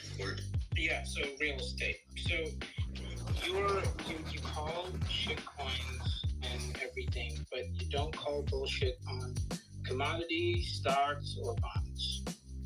And I think that's where I beg to differ between this whole maximalism or everything. Somehow, even a maximalist is involved in something other than Bitcoin, and it is inevitable to only be Bitcoin as of today. Maybe in the future, yes, but as of today, you cannot just hold Bitcoin and say, I only own Bitcoin, I do not own anything else. Some way or the other, you are holding something which doesn't hold the ethos of Bitcoin. And I also like to understand in Chapter 11 Ethereum, if you could touch on that. There's nothing stopping Gary Gensler to invite the Ethereum foundation members for discussion for regulation, but that doesn't happen with Bitcoin. Yeah, but how does Ethereum file for? I'm lost. There's a foundation. There's a Bitcoin foundation too. Like, if someone files Chapter 11 on the Bitcoin foundation, does that mean Bitcoin goes down? No, you need the founder, right? No, you don't need the founder. Like, it doesn't matter. The foundation, like you're saying, Vitalik has. If Vitalik owns anything else or is part of anything else, and that entity files Chapter 11 for whatever reason that is outside the blockchain, then the blockchain must succumb to that also. Like, it doesn't make any sense to me. I think what you're just saying, you're just trying to, like, what Dow spoke to is that you're just gasping at what will eventually stick and what argument will hit, so you can try to stick on that and try to get him on that. When when the point is you're just jumping from one argument to another, and you can't concisely articulate as to what is the fundamental problem. Like, I can go at Ethereum, I will, and I don't mind to, but it's just, that's what I hate about like these surface level ideas. Are like people are just saying these things because they think that it's right because someone told them eventually. But once you actually like break these things down, there's nothing there. There's no there. Like, and that's what's being shown right now. I'm not trying to call you out, like saying like you're horrible or whatever, because you're not. Like, it's just a fault that people have, and like it's rampant across this whole community. Is that you need to objectively understand the actual problems and the actual arguments that are being made here. Hector, can you claim Ethereum is 100% decentralized? By that definition itself, it doesn't qualify. Can you confirm it is 100% decentralized? No, there's no such thing as 100% because decentralized is not an objective term; it's a subjective term. You can't objectively say something is decentralized. You have to say subjectively it's decentralized enough. That's all you can do. And to say that. I thought we heard Gary Gensler announce that he won't claim anything else. So what is that? What Gary didn't say that Bitcoin was decentralized. He just said it was he sees it as the closest thing to being a commodity in the space. That's all he said. He didn't say it was 100% decentralized. And I've said it in Bitcoin Maxi spaces that Bitcoin, when asked and posed the question, I'm like, Bitcoin isn't 100% decentralized. And you know what? I'm not looking for a 100%. Because it just doesn't make sense to have something that's 100%. It's fine if it's 95% decentralized. I'm okay with that. You have to have some piece of centralization in a protocol. It makes no sense to have something that's just 100%. I can't even wrap my head around that.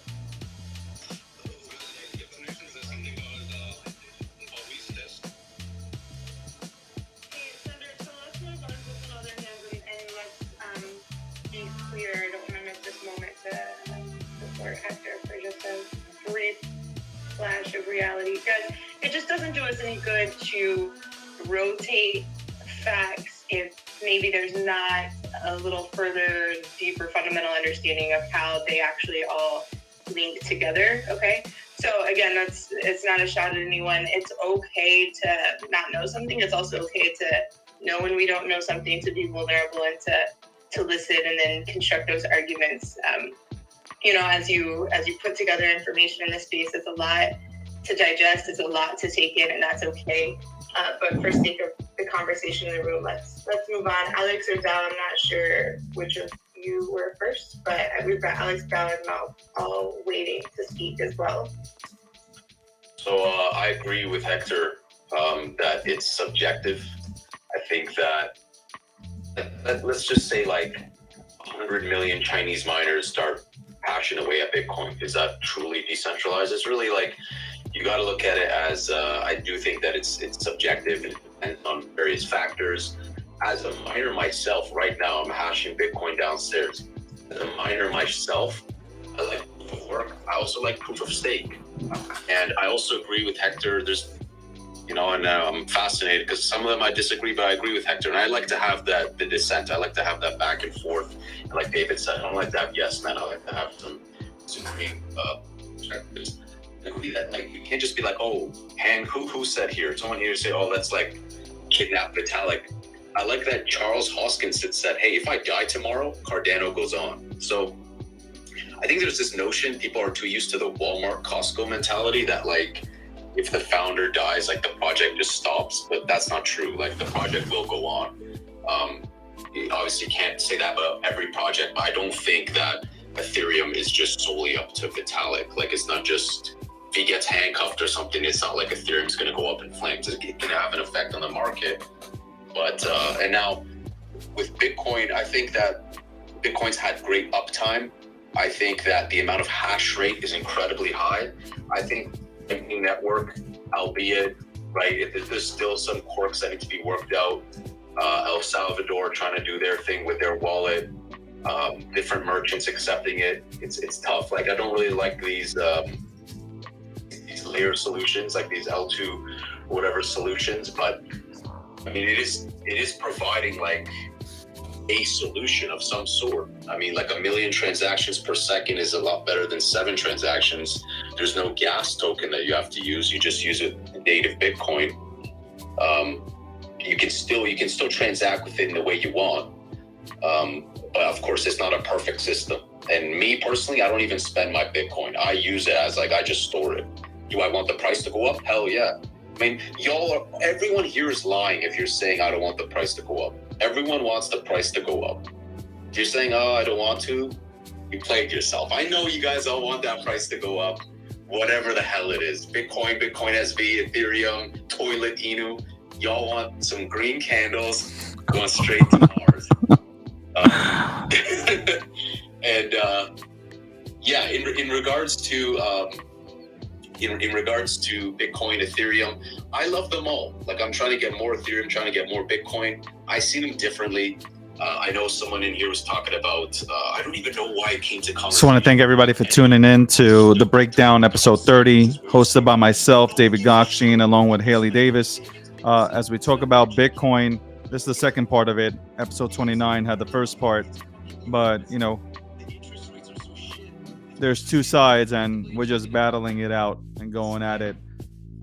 Most people are dropping their thoughts and some factual information, and some just aren't. So, as I always say, make sure that you're doing your own research. And sorry,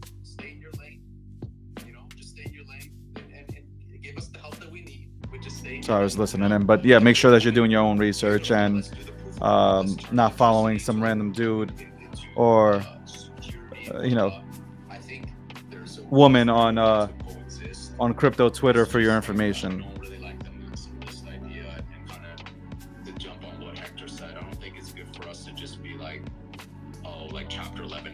Also, Wednesday nights, Gokhshtein Unfiltered, 5 p.m. Eastern Standard Time. This week we have Tone Vase on. I speak to Tone Vase one-on-one about Bitcoin, Ethereum, NFTs, and just a bunch of other random stuff. So tune in, good conversations. I ask the questions that people don't want to ask.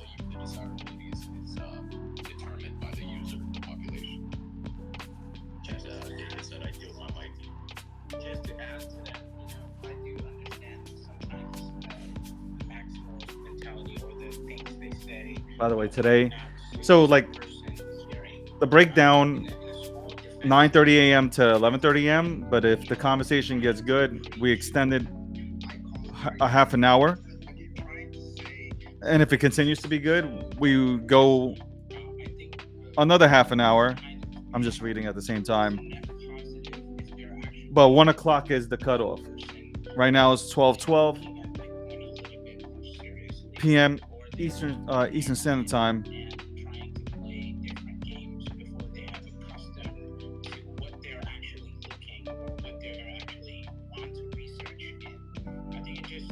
I think the biggest thing while they're talking, the biggest thing to, I guess, understand is, you know, if somebody finds value in something, let me turn this down for a second while they speak.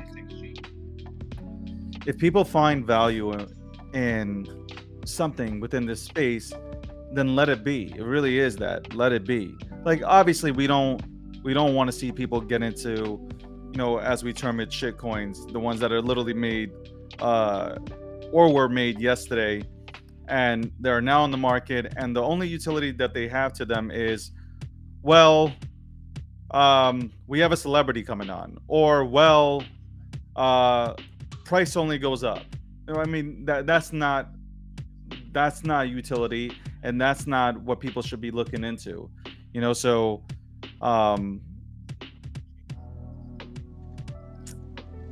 that's why we have these kind of heated debates to begin with, because, you know, I think genuinely people do care. The people that have been in the space for a while do care. They want to make sure that the right educational material is provided out there. And you know what? Some people actually don't have a voice here. Like, you know, yeah, I disagree with a lot of things that have been said here today. I disagree with a lot of people that are in this room. But if you don't let them up and you don't let them have a voice, then you're surrounded by yes people. And where are you going with that? Once you surround yourself with yes people, you don't level up. You don't level up. You don't learn anything. You just absolutely don't learn nothing. So yeah, you can bring in a bunch of yes people. You can get more ratings. You can have more people come in and you can sing Kumbaya all you want, but that does absolutely nothing to go ahead and take you to that next level of understanding what you are currently in, whether it's Bitcoin, whether it's Ethereum, whether it's Solana, whatever it is, you're just not at that level because you're not allowing yourself to get there. Now back to the show.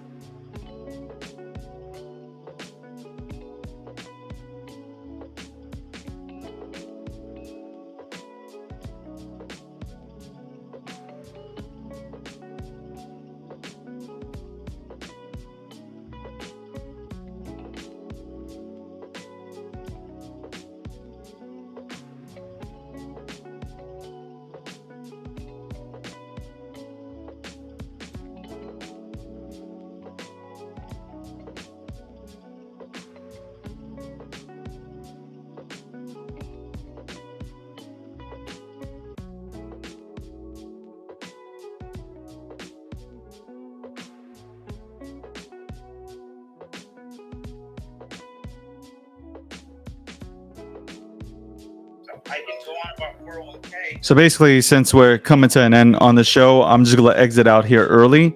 But I just want to say thank you to everybody who's tuned in to this show. Appreciate you guys. Again, I'll be ending the breakdown episode 30 within a few minutes. But again, thank you so much. Appreciate you and have a great day.